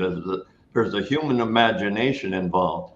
My new book, The Psychology of Loving, which I'm not promoting because it's not released, is full of pictures. It's a hybrid coffee table book. It's never been done before because it's a coffee table book that is supposed to be read. And most coffee table books, you sit down with a drink and you look through at the pretty pictures. Well, I'm doing my own graphics for it, but I'm very careful, as Mark said. AI attorney, make sure it's assisted, make sure that it's got the imagination in it, because most of mine are photographs or renderings by an artist, not a AI generated artist. And so AI is a good assistant, but don't make it your gatekeeper, because you'll find out later that digital watermark at the bottom of your graphic that's in your book will come back to roost, and somebody will either tell you to cease and desist, or they'll want part of your royalties, or you just won't be able to publish at all. They'll make you take it down. Is that your understanding, Mark? Totally, 100%. And I didn't know that before I had dinner with him. And you all know Sharon Lechter for Rich Dad, Poor Dad. And like I wrote the foreword to Outwitting the Devil, where she finished all the work of Napoleon Hill and stuff like that, because she and I are both, all of us are part of the Napoleon Hill Foundation, because he's one of the many seminal thinkers that got us going. He wrote us out of the Depression just the same way that Science of Getting Rich, Wallace Wattles, wrote us out of the Depression in 1898. And I think, God forbid, there's a depression again. I'm going to help write us out of it, because I've written 7 money books like 1 Minute Millionaire and Cracking the Millionaire Code and Richest Kids in America. And I don't want America to go there, but we got no real vital, vibrant leaders that are saying, hey, here's a vision. And what Solomon wisely said, probably the richest man of all time, worth $4 trillion, because he got everybody to work with him and for him, with 12,000 chariots, 20,000 boats at Tyre. What he did is he got everyone to work. And if you're doing business with somebody, you don't go to war with them. And we're doing a book right now with the biggest trader in the world in Singapore on his biography. And what's so amazing is that we can do it again if the idiots that want to cause war get out of war. Because, my teacher was Dr. Buckminster Fuller. I thought the smartest guy of the last century, and his teacher was Albert Einstein. But Albert had told Bucky, who told me, if there's a World War III, World War IV is going to be fought with sticks and stones. And so we got to get out of the war game and into what Bucky was teaching. Let's go from world weaponry to world livingry, from world war to world peace. And how do we make humanity 100% economically and physically and spiritually and socially successful? And it doesn't have to be one religion or sect. It just has to, we got to wake up the mind and go to higher levels of consciousness, which is what Dennis and I have spent our life trying to assist people up the ladder, giving a hand up, not a handout. That makes a lot of sense. Billy Graham was a good friend of mine, and Billy Graham came to me and he said, I don't know what denomination you are, because you've been married a couple of times, and you've also been in you were a Navy Episcopalian, you were married to a Baptist, and you did this. And he said, Dennis, I just want to tell you one thing. Behave your faith. Don't preach it. Wow, that's good. Just behave as if you're being counseled and watched, and not that way you don't have to judge other people. You'll be judged by your actions instead of your words. And so what I do is I try to behave the way that I talk, and it's not easy. I'm telling you, Mark, I've been preaching the psychology of winning for 50 years, and now suddenly I have to behave like I preach. And it's not easy to live up to what you only tell other people, because everybody's in my family is watching me. And they said, What kind of resilience does he really have? What kind of pain is he able to withstand? How is he dealing with cancer? What's he doing about it? What's his attitude? How does he treat the gardener? How does he treat a taxi driver? How does he treat a waitress? How is Dennis living his faith? And I'm telling you, I'm trying to live it more now than I ever have at any time in my life. I just want to pop in for a second, guys. We're trailblazing right here and getting to have this conversation between two disruptors, trailblazers that are all for leading humanity and thinking of the big long game. So we're going to keep this rolling in this style. I want to take note that Mark Victor Hansen, I see you taking notes, and that is such a great way to lead from the front, always a student, both of you guys. I'm loving that. I want to let you know, Mark, that I've seen Dennis. They told him, oh, he's slouching a little. So guess what? He took up rowing at 90 years old, Dennis? You took up rowing. And so what you are teaching and leading with, we're getting to witness between the two of you. And as people who are also privy to things like that Dennis has taken up rowing, that he's leading with purpose, that he calls someone every day thinking, who can I help today? Who can I lift up today? It's more than talk. It's walking with congruence and integrity, and your lights both really shine. So I'm going to leave the stage for a moment to let you two, you're doing a good job. I like what you said, Mark, about hitchhiking on the back of that, or, you're going back and forth. I want to let this moment happen because it's beautiful. We have about a little over 2,000 people, almost 2,100 people watching live right now. And this is really great. On behalf of Dennis and I, thank all of you for listening, because 2,000 is a good audience. When I started, let me hit on that first, Den, and that is that when I started Zooming back when Crystal and I wrote this great book, the #1 book right now, and if you want to buy a book for half price, you can get it at Amazon. Amazon is counterintuitive. Ask, the bridge from your dream to your destiny. Ask yourself, others, and God. But what they do is the price is $24. The more you sell, the lower the price goes. So it's at $12. And I still get $4 a book, which is amazing to me. So we sell 1 million books, we get $4 million. But they cut the price as a loss leader. That's what it looks like. But it also puts all the bookstores out of business. And I'm talking just for me. I'm for small businesses. The 19,000 bookstores in America help me sell 500 million, almost 600 million books literally around the world. So I want to help little entrepreneurs because I believe in constitutional capitalism. I believe in free enterprise. And I think we as humans are the basis that have to bring that up and understand it. And Dennis and I totally believe that everybody ought to be educated, edified, and go toward illumination, edification, and higher states of consciousness. Would you agree, Dennis? Absolutely. Absolutely. The small business person is just as important as the Amazons and Audibles and the big guns. And we need to support that because they've been responsible for our success. Right. You mentioned even Lloyd Conant. I wouldn't even be speaking like this with you if it wasn't for Lloyd sending out 500,000 brochures and using automated typewriters that were all connected. So there was no internet then, there was no smartphone. There were just automated typewriters typing individual letters saying, buy this album. But unless you're dealing, so I'm a product of direct marketing, and I'm a product of people talking to other people, and I'm a product of bookstores. We both know about our friend Wayne Dyer. When he wrote your erroneous zones, and everyone thought it was your erogenous zones. I have to say this, you and I are talking, but so Wayne Dyer and I are in Indianapolis, and there's a big arena, typical audience, and this woman comes up to him and says, I have your book, but it didn't mention parts of my body that are the most sensitive to me. And I looked at Wayne and I said, you're a master marketer. As we know, he went around with that book in the trunk of his car and went into the bookstores So he actually placed his books in the small bookstore. No Amazon River at that time.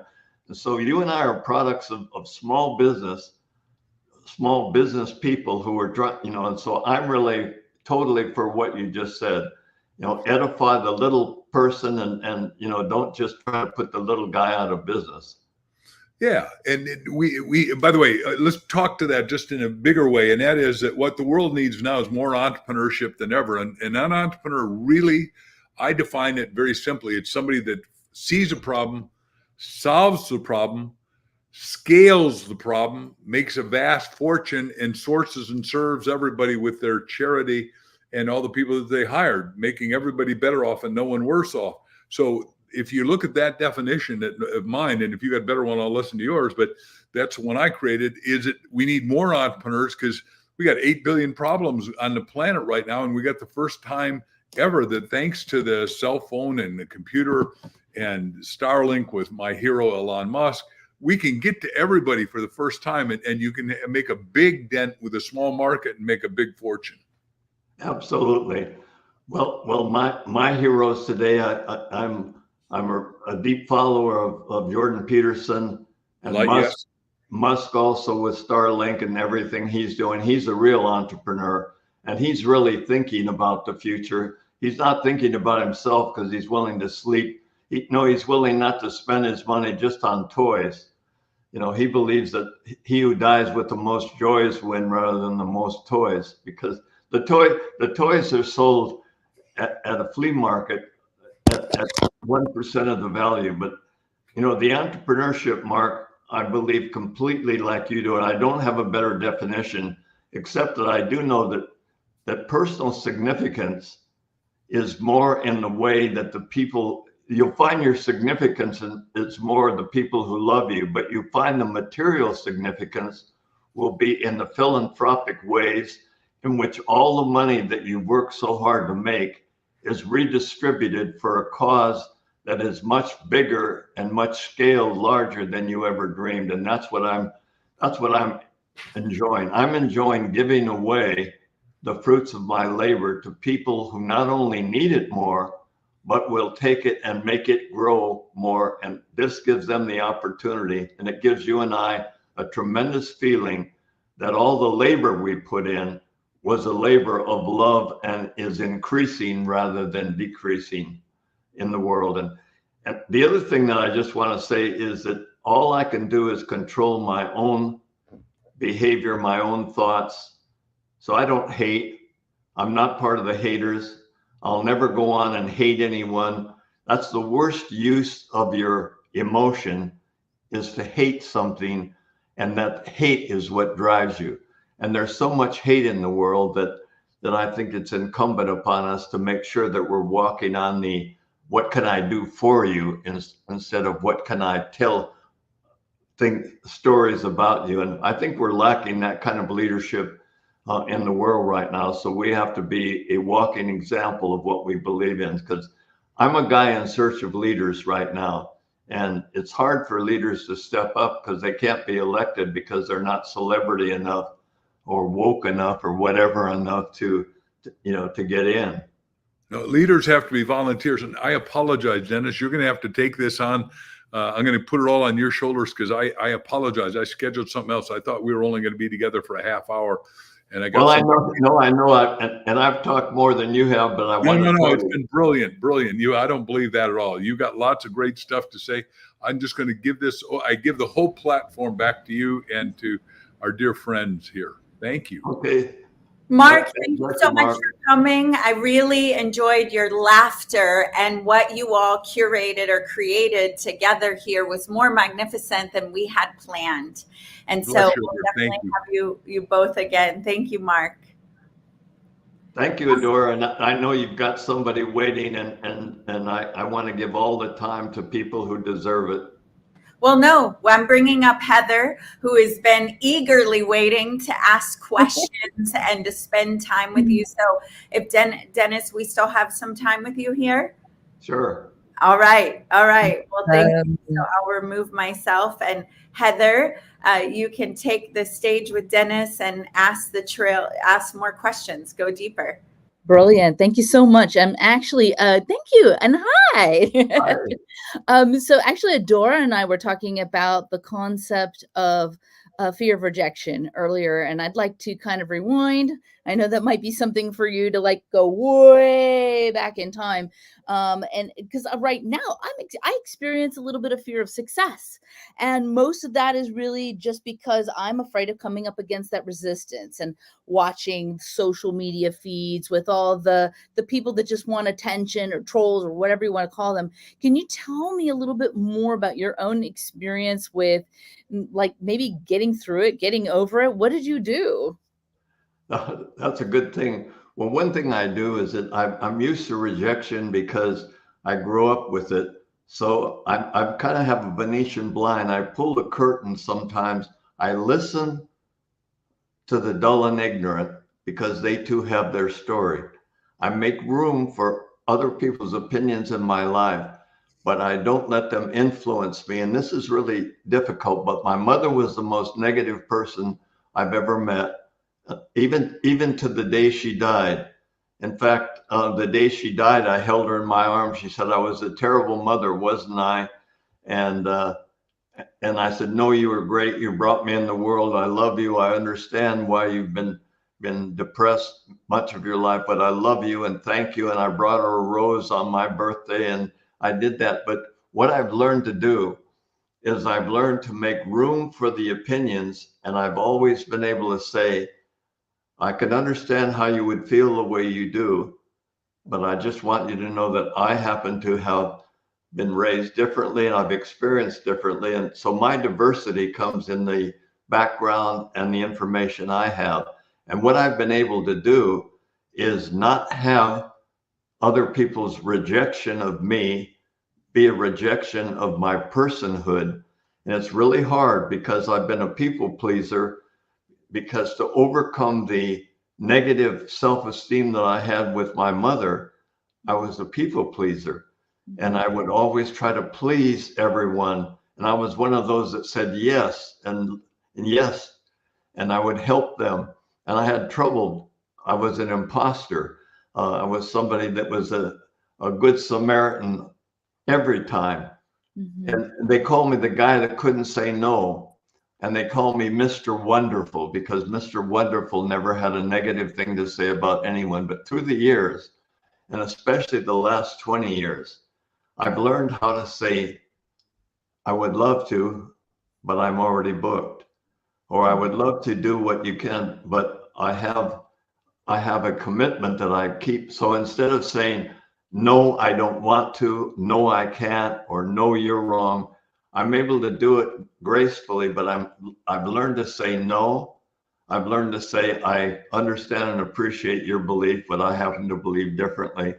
So I cherish your belief system, but I believe differently. Then they always say they want to debate me, and they want to debate as to why I don't think the way they do. And I say, it's a very personal thing. And I don't want to take anything away from your own belief system. So when I travel to China or the Middle East or India or parts of Africa and even parts of the United States, I get rejected because my own particular spiritual belief doesn't match theirs.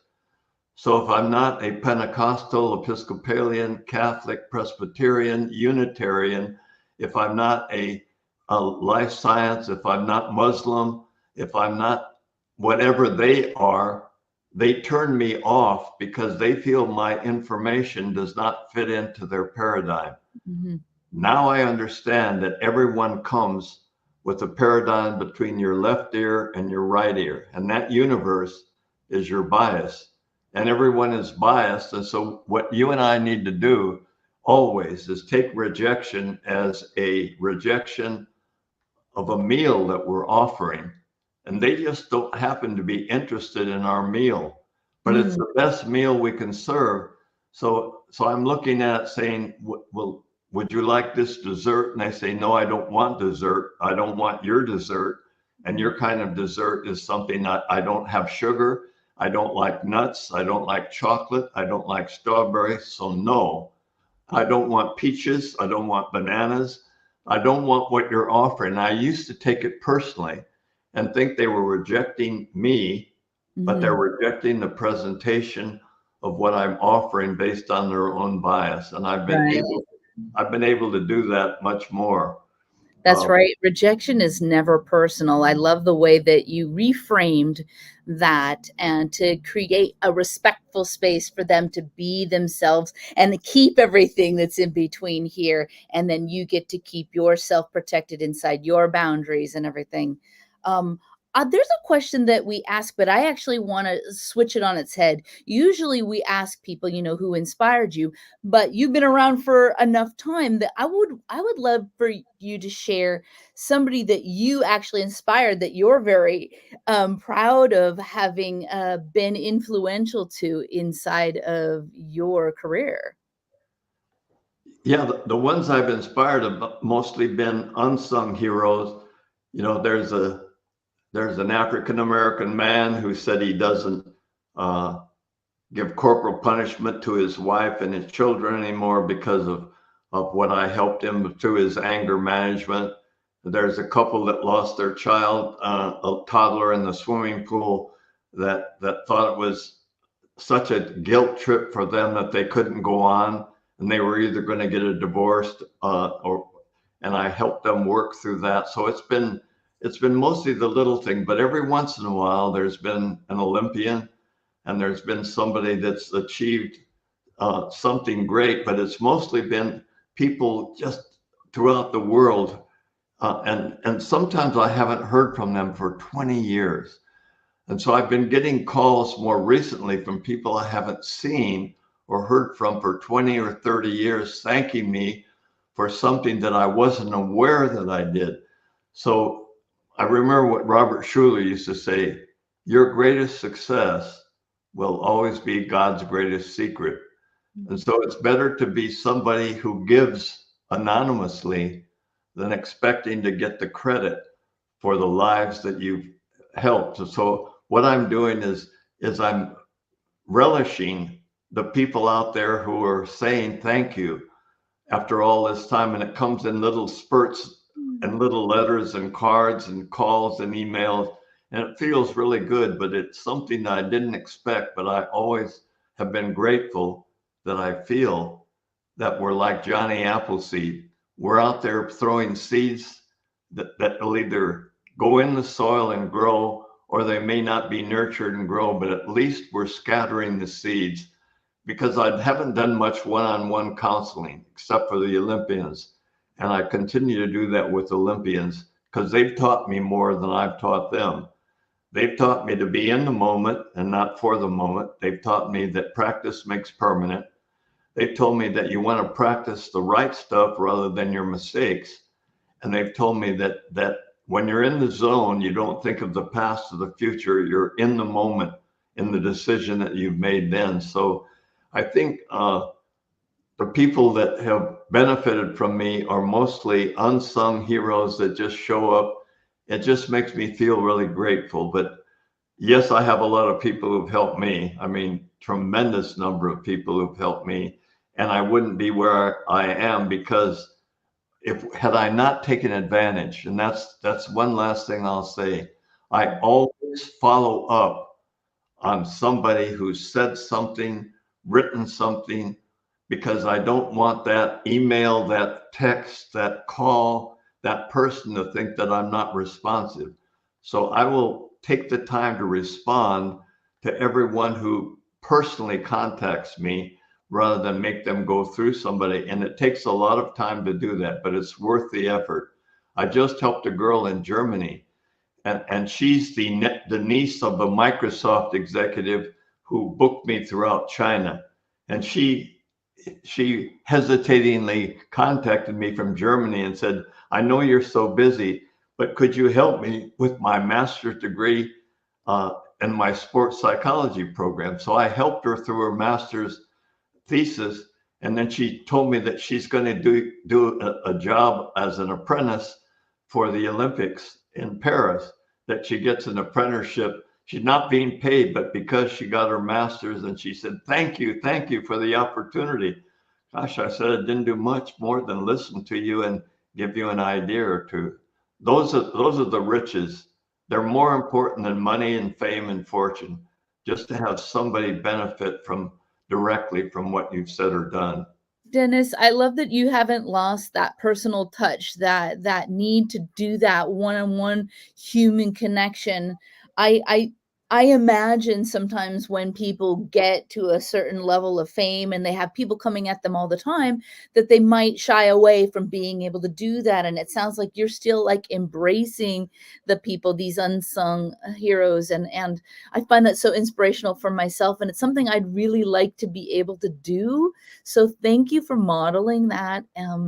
It's really something. And I don't think it's something we see enough in this day and age. Well, thank you, Heather. And the one thing about me is that I learned that the ego is very interesting.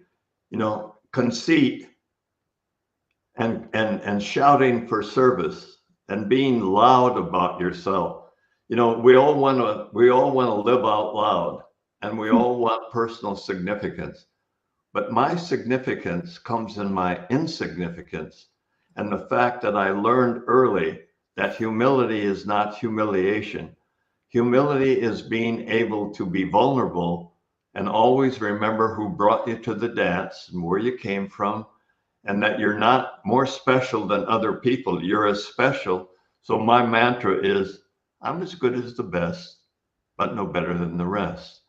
I may not be the best looking in the group, but I look my best in a group. And there are a lot of things I can do, but I'm not impressed with myself. That's the main thing. I express without trying to impress.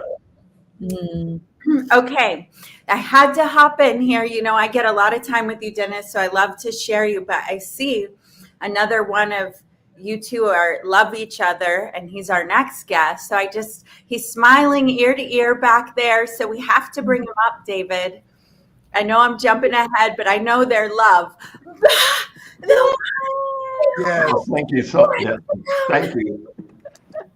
I love Dr. Dennis Waitley because everybody talk about Think and Grow Rich. I talk about the psychology of winning. That's the first motivational book that I read that had a dramatic impact on my life, on how I see myself.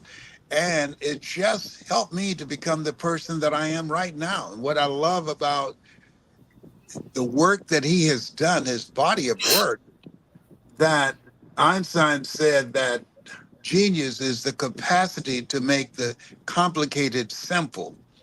And so he wrote in a way in which I could take it in and apply it. But I'm also upset with him on the other hand. I admire him. He knows how to rap and I don't.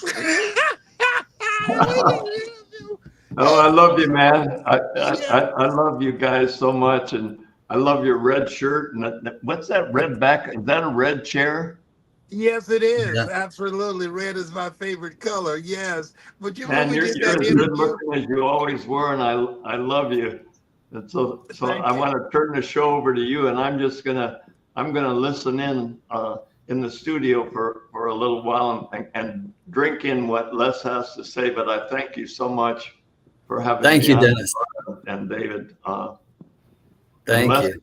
Great to see you. I'm still kicking. I know it. And because God is not through with you yet, there's so much more in you that the world needs. Yes. Yeah, I want him to hand me a good big problem for the day so I can feel like I've solved something. Don't say that. Okay, well, thank you guys, and thank you for having me. All the best. Thank you, Dennis. Thank you. Thank you. All right. Well, Les, good having you on. We've been teasing the audience for the last couple hours, talking about you, talking about your humble beginnings, your twin brother, your story, your mom. We were talking about you getting held back in the 5th grade. We didn't want to steal too much of your thunder. I wanted to give them some behind the scenes stuff. I was doing some deep research. I was telling them your favorite color is blue. Your favorite pie is sweet potato. Like I was digging deep into the archives, man. Yes. Yes. Well, first of all, I want to thank you so much for allowing me to be on this program. And you have some very good friends of mine. Dr. Dennis Waitley, that's the first book I read, The Psychology of Winning. And it made a tremendous impact in my life and helped to open my mind to the possibilities that I can do what I'm now doing. And I want to say to everybody that's listening, when you look at Mark Victor Hansen, who is a very brilliant speaker, and all the other speakers that you've had a chance to hear, this is a special place for us because the world needs the voices, the stories, the messengers of hope, because when there's hope in the future, that gives you power in the present, messages that allow us to create harmony and peace. My favorite book says, I'll give you all that your eyes can see and help people to get a larger vision of themselves in the future doing more. And when I think about my being here, being born in an abandoned building on a floor with my twin brother, I am 79, and we just discovered a picture of our birth mother 2 years ago. People can see it, the Les Brown 2021 surprise. And when people ask me, how did you get here? I was put back from the 5th grade to the 4th grade, as you might have been told, and labeled educable mentally retarded. I failed twice in school. I have no college training.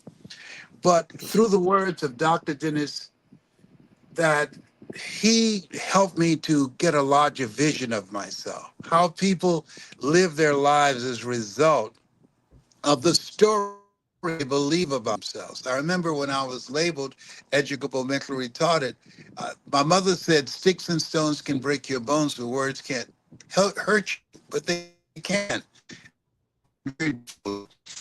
I immersed myself in reading various books that was given to me by this high school teacher who told me, Les Brown, someone's opinion of you does not have to become your reality. Do you hear me? And I said, yes, sir. And he gave me this book to read. And so I'm saying to everyone, this is a special place we've never been in before. And this time requires that we elevate our thinking about what's possible for us. A lot of people are talking about artificial intelligence and that how it's replacing over 300 million jobs. And there's something that Robert Schuller said, we either expand or we are expendable. That this is a time that we want to focus on what are we going to do. I have a friend of mine, past, he was in radio and out of Baltimore area, and people would come and tell them all of the problems to the audience. And at the end, he would ask a question, what are you going to do about it? And they would get quiet. Because at the end of the day, L.C. Robinson was right. Things may happen around you, things may happen to you, but the only things that really count are what you're going to do about it. That's it. And that's the power that we have within our hands, because I believe that the primary reason that so many people are failing is something that Og Mandino said in his book called The University of Success. It says most people fail in life because they become sidetracked by secondary activity. And there are more people watching entertainment as opposed to listening to this lineup that you have where people are empowering people and giving them a vision of themselves beyond their mental conditioning. That as much as you, David, have chosen this path, that you were chosen for this. This is the greater work, because people need to know we were created by the Creator to create. I came along when people talk about artificial intelligence. I came along during the time of Marvin Gaye and Tammy Terrell. They had a song called Ain't Nothing Like Real Thing, Baby. Ain't nothing like the real thing. You are the real thing. You are enough. You have in you the ability and the gifts that you haven't even reached for. I had no idea that I can do what I'm doing. For 14 years, I did not. And then because of someone like you, David, who had an event, and that person was Bob Proctor. He had an event and a guy was speaking, and I said, and all of us have had this experience, he's talking to me. I had just resigned from the Ohio legislature to take care of my adopted mother. I promised her she would not go to a nursing home. My brothers and sisters, they'd called me and said, hey, mama's been diagnosed with breast cancer and it's terminal. I said, okay, I'll be there. I said, wait a minute, you just got reelected. I said, I don't care. I'll be there. And I just had a problem. How can one woman raise 7 children she didn't give birth to, but 7 grown people can't take care of one woman? No, hell to the no. She's not going to a nursing home. I don't care how many nursing homes they have in Dade County and Miami. I'm coming home. And I'll never forget when I rung the doorbell and a friend of hers answered the door. She, oh my God, Leslie. And mama asked, I could hear her voice, who is it, Mildred? And Miss Mildred said, it's Leslie. And I heard my mother say, I knew he would come. I knew he would come. And I want you to think about someone that you love, someone that you have to prepare for the what ifs in life, that you'd like to be there for them. And I'm saying to you that you have the ability, and you already know this, to do more than you can ever begin to imagine. Yeah. And what you're doing now, listening to these various speakers, it is so very important. I was honored by Cancer Centers of America and 39-year 4th stage cancer conqueror. And the CEO of Cancer Centers of America, now they call it the City of Hope, it said, how were you able to do this, to survive so long, 4th stage cancer that metastasized 7 areas of your body? I said, I told my oncologist, Dr. Alfred Golson, I said, 7 is my lucky number. He said, what did you say? I said, man, I was born February the 17th. I'm one of 7 children. Joshua marched around the walls of Jericho 7 times. Naaman dipped himself in the river Jordan 7 times. I said, 7 is my lucky number. I asked him, I said, is there anything else? He said, yes. And I said, what is it? He said, you're ugly too. I said, you didn't just call me ugly, man. This is serious. But he said, you got this. He said, I never tell my patients they're terminally ill. What I say is that my knowledge and my skills have terminated. I determine the diagnosis. You and God determine the prognosis. You got this. You got a fight on your hands.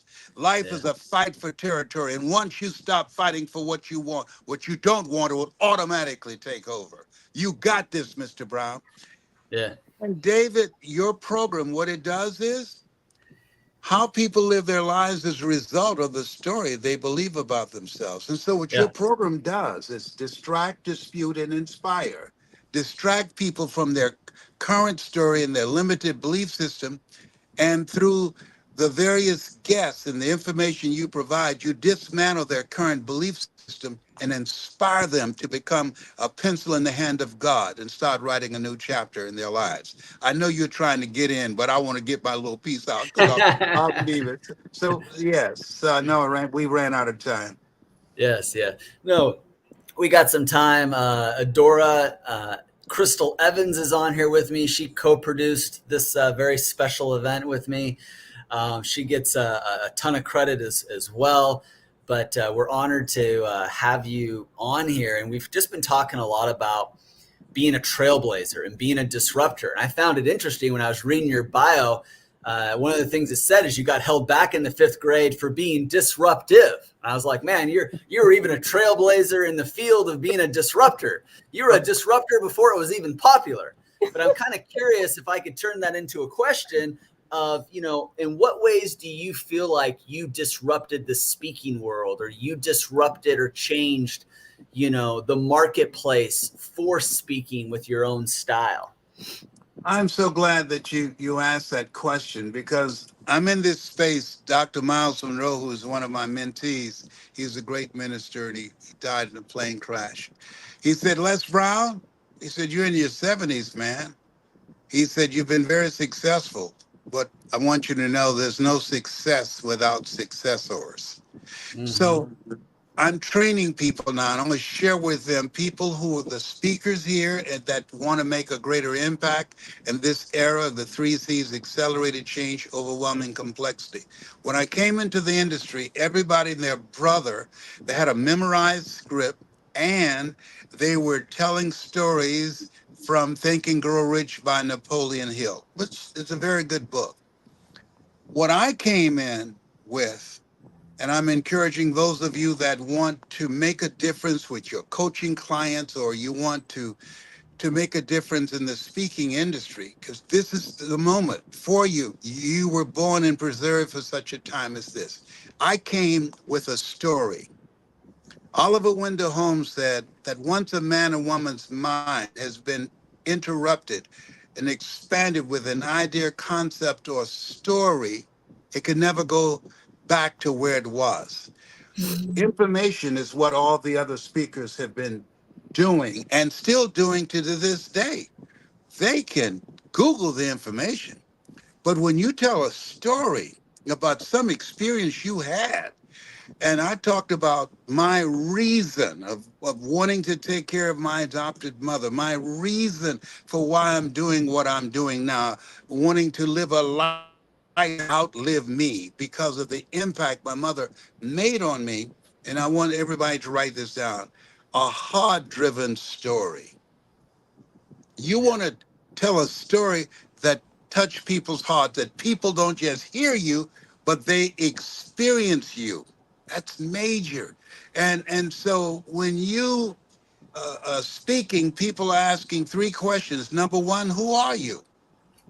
That's number one, because people decide if they want to listen to you. And the next question is, what do you have? And what you have is a story of something that you experienced or something that you witnessed that disrupted your life. And you now are a representation of how you cross those red seas in your life. Who are you? What do you have? And can I trust you?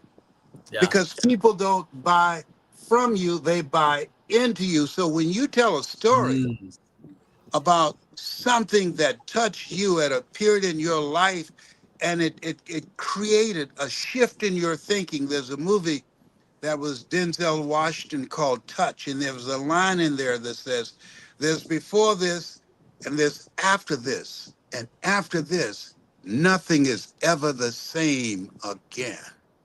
And all of us have had some moments in our lives that we knew that my life will never be the same again.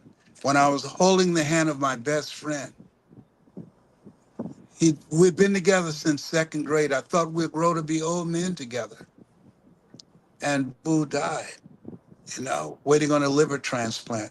When I held the hand of my mother, my rock, and said, Mama, don't leave now. And she said, you'll be all right. And the left, to see the light in her eyes and the tear that came out of her left eye. And I sat there for a long time thinking about this woman who said to my birth mother, I'll take these twins. I promise you I won't separate them. I promise you they'll never go to bed hungry. I promise you I'll keep a roof over their heads. And I became a foster kid. And then she adopted several other kids. And then she adopted me and my twin brother. And she's my hero. I learned perseverance from her. And I remember a reporter asking her, how did you know you can raise 7 children as a single mother?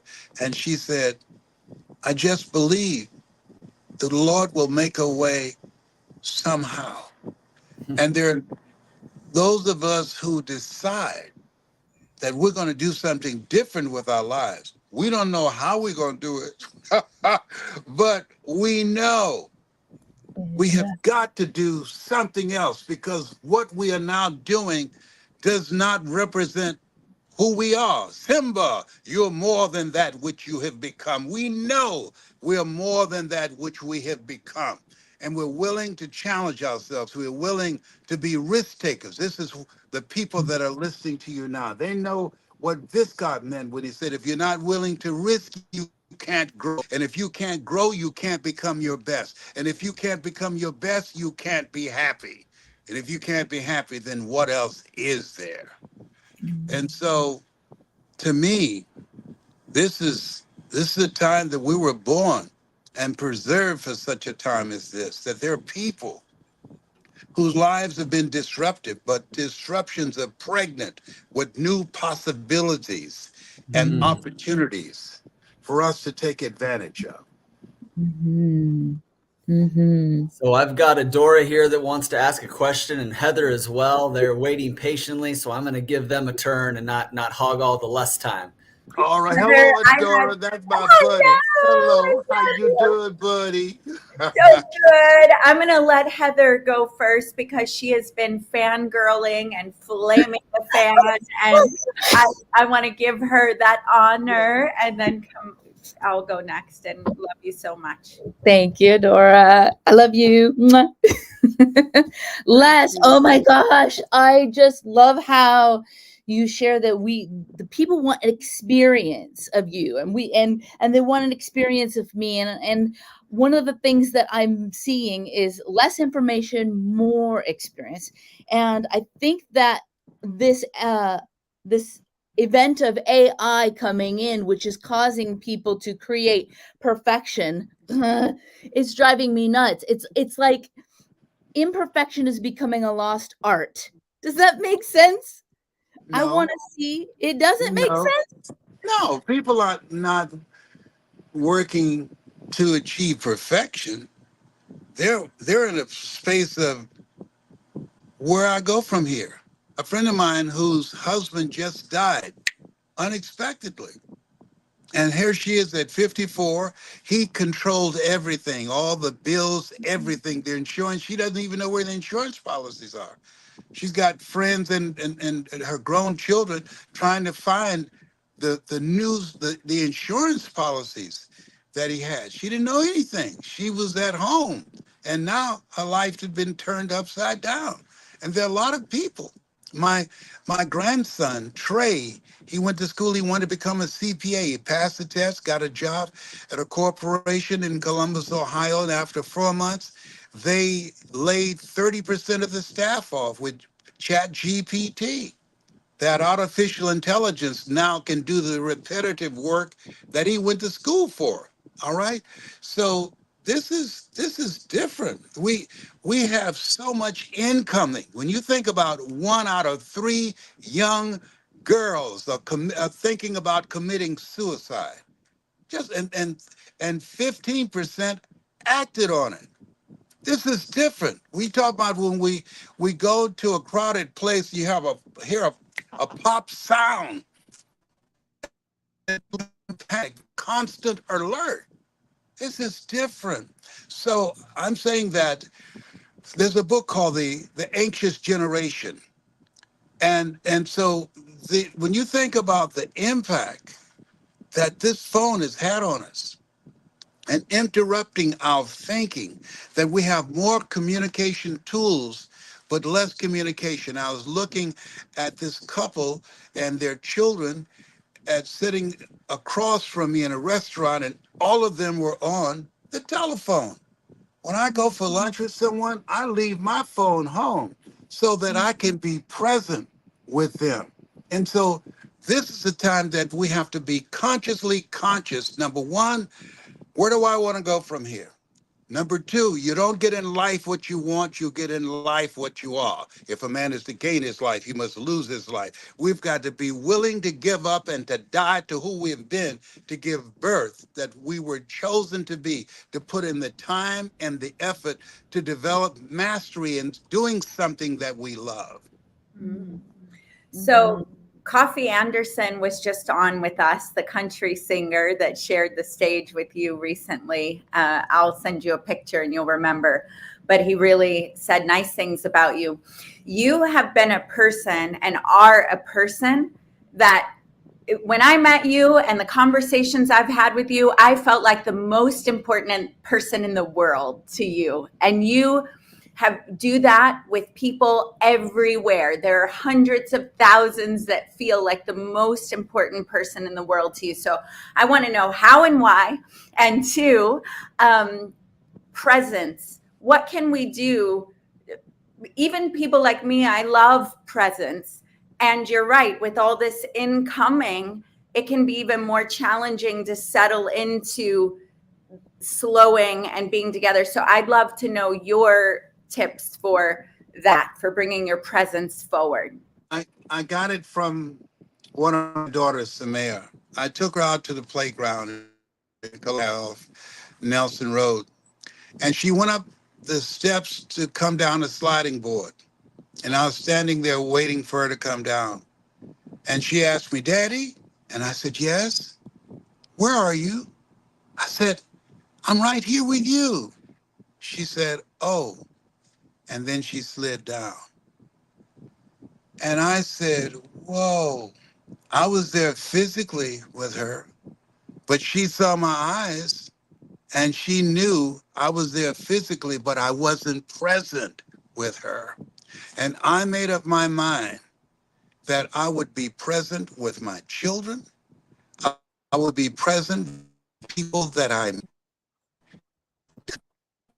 how you treat people and your interaction with them means more than when you get up on a stage and hold a microphone. I remember when a guy that I admired for years was speaking, and I said, I'm thinking about doing something like this. I'd like to meet you. And I held my hand out, and he didn't shake it. And he looked at me with disdain and walked away. And there's a saying, you can tell a lot about a person's character based upon how they treat people that they consider not important. And I remember as he walked away, I said, I'll never treat anybody like that. No. I've heard this saying, people say, hurt people hurt people. That's not true. Oh, he hurt my feelings because I wanted to meet him. They say, you never want to meet your heroes. But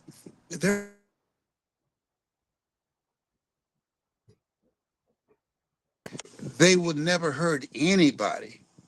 And this is a time, because of all of the arguments and the contradictions and the cutthroat activity in the political arena, and it has a trickle down effect on all of us, where certain behaviors, and there's no filter between their brains and their mouth, and it's the abnormal has become the new normal. And that David and you, that the people that are listening have taken a stand for peace. He said, I'll give thee perfect peace whose mind is stayed on thee, on harmony, having harmony with a sense of spirituality and with your family and with your purpose. And joy, that's life be life and stuff's going to happen, but you live your life from the inside out rather than from the outside in. This is a special place that we've been chosen to be here, and we got something that the world needs. And I just admire you and how you've been delivering your message, and Dr. Dennis Waitley and David and this whole team to make a greater impact. Well, you have an anointing, and Heather, I'm going to give you another chance because I know you've been. You have a very special anointing, because it's one thing to be present, it's one thing to do these legendary things that you do. But I remember I had just said a prayer, and I was sitting at a gas station, and I got a call from you, and you spoke so much blessing into me and into my life. And you said, God is calling right now. I'm calling you. And I remember I was speechless. The whole world stopped. There's a gas pump next to me. And that's an anointing. That's God moving through you in a bigger way than all the techniques that you have, all the things that you impart to people. It's God. Angels, I haven't seen any descend on this planet in a long time. God moves through angels like you and your anointing. So you're the most skillful speaker and can have a room on its feet and move people from every age into action. But there's more than that. And it's that anointing and that God's presence in you as you. And I just want to personally honor you and thank you for that right now. It's very kind of you. Thank you so much. Thank you. I love the aha driven stories, and you exemplified that so much that I think I want to reiterate what I said earlier. It feels to me when somebody's being informative that they're not having that presence that you were just talking about. And I'd rather see somebody come from here and be imperfect and share from the heart to create those aha driven stories than to hear, something that they're reading or an informational speech. So I just wanted to appreciate you for that. I know it's hard to come up with a question that doesn't have an appreciation attached when it May comes. I ask you a question, please? Please do. Yeah. When did you decide? What is your full name? My name is Heather McGlasson. Heather, when did you decide that this is the greater work for you, that this is something that resonates with you, that you want to do this? What experience did you have that you said, Heather, guess what? This is your calling. What was that moment? I've had a few, but the story that you had with your daughter reminded me about 20 years ago, I was experiencing a 13-day migraine. And there was a woman who, way out of my league, she was like a queen of harmony on an international level. And she took me aside, noticing my pain. And she sat with me and she stared in my eyes. And she just kind of did some energy work and prayed over me or whatever her magicalness was, and made me feel like Adora was talking about how you make her feel like she was the most important person in the world. Well, this lady did that for me, and it wasn't something I had ever experienced before in my entire life. Okay, I want you to pump your brakes on that right there. Hello, my name is Heather. I want you to think about your goals and dreams. And as you begin to think about that, I want you to hold a vision of that in your mind, because as we know, all dreams happen twice. First in the mind and then in the without. And as you think about that, here's what I know. None of us can do this thing called life by ourselves. I had just a fierce headache, a headache that, I mean, it was very painful. And I interacted with a lady who created a shift in my thinking. And as a result of that encounter, that I was able to step away from the pain. I'm reminded of a man who went for a walk across the San Francisco Bridge. And on this day, because of the pain that he was experiencing in life, he decided he's going to take his life. But he had something else he told himself, that if one person looked at him and had a look of caring, that he would not take his life. And when he got on the side of the bridge, because no one looked at him and smiled and gave him the kind of attention that this person that I met, a stranger who made a difference in me, he said, soon as he let go, he knew he had made a mistake.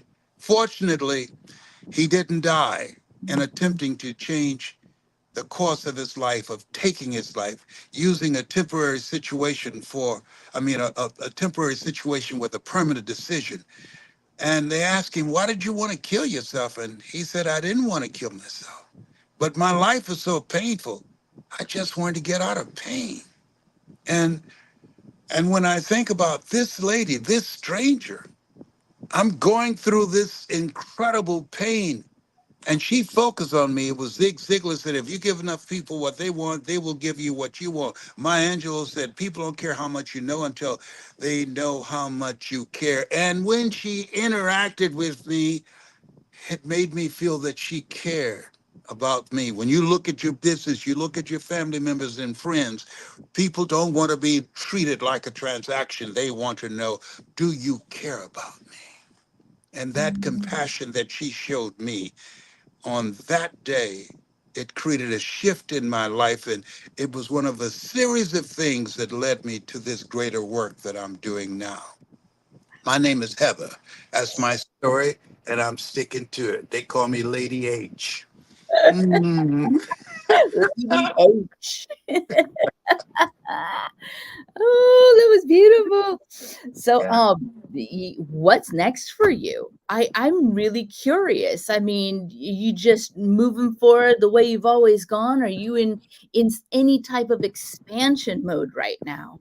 Heather, I'm expanding and teaching others how to do it because, as Dr. Miles Monroe said, there's no success without successors. So I'm teaching people how I was able to develop a level of credibility in corporate America, have no college training, no corporate experience.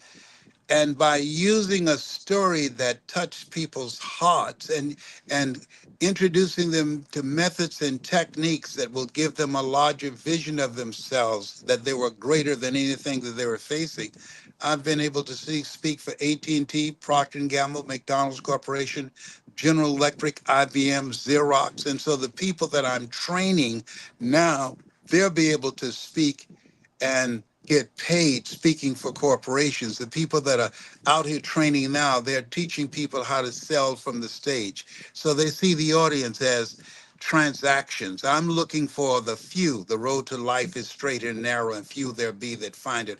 I'm looking for people who want to speak to serve. That's who I'm looking for. And those are the people that I feel that I've been blessed to do what I do, and that will get to see a future that I don't get to see. All of us are going to leave here. None of us have figured out how to get out of life alive.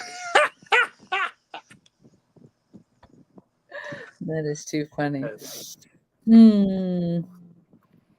What question would you love to be asked? That is the worst question in the world. I'm so nervous right now because you're my hero. So Heather? Yes. So if I had the opportunity to speak in behalf of you, I say, ladies and gentlemen, write this down. Higher standards. That in order to make it in this era, what the late Peter Drucker calls the era of the 3 C's, accelerated change, overwhelming complexity, and tremendous competition, you have to have higher standards. There's a book written called Average is Over. You have to operate out of the thinking of Henry David Thoreau, who said, do not go where the path may lead, go where there's no path and leave a trail. Here's something else. Expand your vision. You have the ability to do more than you can ever begin to imagine. And so it's very important that we challenge ourselves to grow, that most people die at age 25 and don't get buried until they're 65. They stop growing, they stop expanding. Here's something else, activate your faith. That most people, when they think about doing something outside of their comfort zone, they allow themselves to be governed by fear. Zig Ziglar called it false evidence appearing real. I'm encouraging you, activate your faith. Faith, finding answers in the hard. You have the ability to do more than you can ever begin to imagine. You have to have the faith to call forth those things that be not as though they were, to walk by faith and not by sight. And the other thing is, you look at yourself, is that take charge of your life. George Bernard Shaw said the people that make it today to look around for the circumstance that they want, and if they can't find them, they create them. I'm saying to you, it doesn't matter who's in the White House or in the Senate. What's most important, who's in your house. You want to be actively engaged and make your social commitment, but at the end of the day, when life happens to you, I'm going to tell you a secret. Nobody's coming. Why can't we find somebody like you and any of the other great people we had on today to lead this nation? We need a strong, inspirational leader. They're out here. They're everywhere. Evil prevails when good men and women do nothing. They're here. And what we have to do is maintain our commitment to do the greater work in spite of the circumstances, in spite of the setbacks, and all the things that we are going to go through in attempting to change the culture that we now have. We can do this. Excellent. Thank you so much, Les, for being here with us today. We just want to give a reminder, if you're joining us, this is the Trailblazer Encore, and we are tagging on after our recent Trailblazer Summit and Symposium that we had. And so we really honor you. Thank you so much, Les, for being here with us today and sharing with our audience and all of our viewers.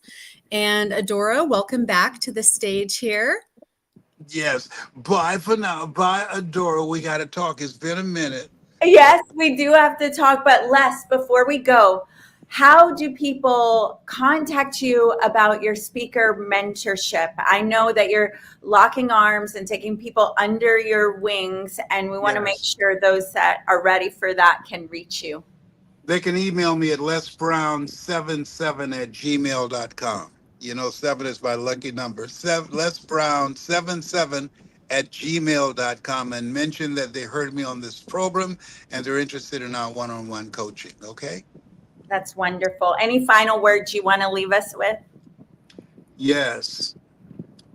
Jim Rohn said this, and I love it. When the end comes for you, let it find you conquering a new mountain, not sliding down an old one. Bye for now. Bye-bye. Guys, try to do it. Bye for now. I love it. Love you so much. And I will. I'll reach out. I love you. Thank you. Thank you, Les. Love you. Yeah, thank you. Wow. What another wonderful day. And as we wrap up, I want to hear from both you, Jessica and Heather. What's your takeaway? What do you want to say?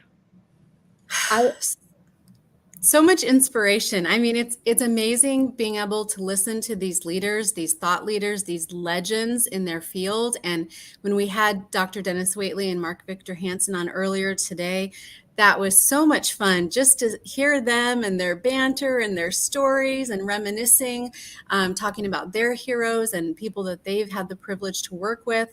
I loved hearing about Dr. Waitley's unsung heroes and what he shared. And then having Les Brown with us today and listening to his story of where he came from, how he's made an impact in the world. And I know everyone has gotten a lot of insights. I've made a lot of notes here. And so it's been a phenomenal broadcast once again. Just when I thought we couldn't top what we did previously, today was amazing. Having coffee on here too. I was just about to serenade. I brought you in for that. That was beautiful. I'm excited to check out more about Coffee Anderson and what he's got going on. So yes, just a phenomenal day. And Heather, to you. Completely phenomenal. I mean, I almost didn't want to ask any questions. I just want to say, say something inspirational, because I'm like hanging on every word. His live your life from the inside out just fully resonates with me. The whole idea around the aha-driven stories, which is what I've seen from everybody that was on our stage today, is that's just telling their personal stories, their personal narratives that make us kind of relate to what in our life where have we seen that, or where would we like to see it. It was just so inspirational to me, and I feel very blessed to have been a part of the Trailblazer series and Summit. It feels like a series now. Thank you so much, Adora, for having me on. Sorry about going too fangirl at times. No, that's great. And I think it brings the authenticity to the table, and it's lovely. I loved that you can watch the replay and you literally have a Les Brown coached section that you can use on stage. I mean, he is really, really, I know you're processing that.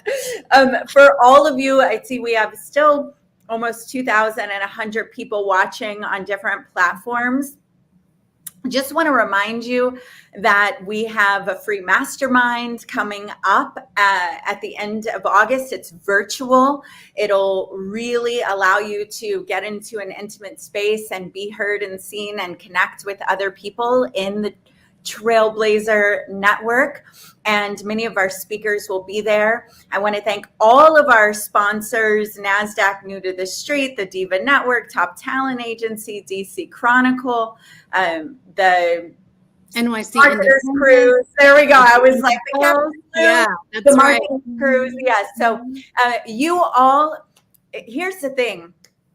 We take in this information because we are blazing a trail. We are tired of the new norm, and each of us has this fire. So I hope this fanned your flame as well. But even more so, I hope that it moves you into the action on the divine callings and inklings and spaces that only you can bring forward in our world. And we just say, like, I see you.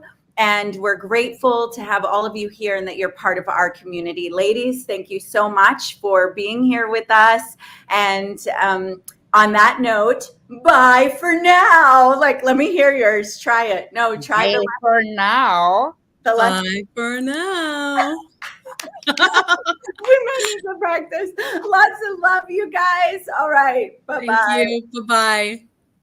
Welcome to the Diva Network. Inspired by our hit foodie and travel national TV shows Dining Divas and Destination Divas, we've created the Diva Network to bring more women into a collaborative environment where we can thrive and elevate together. Diva stands for Driven, Inspiring, Visionary, Authentic Sisterhood. Join the movement and be part of the positive impact we are creating together around women empowerment. Network with like-minded women, join us for live events, and even be part of our TV filmings. We can't wait to see you at our next virtual meeting. JoinTheDivas.com.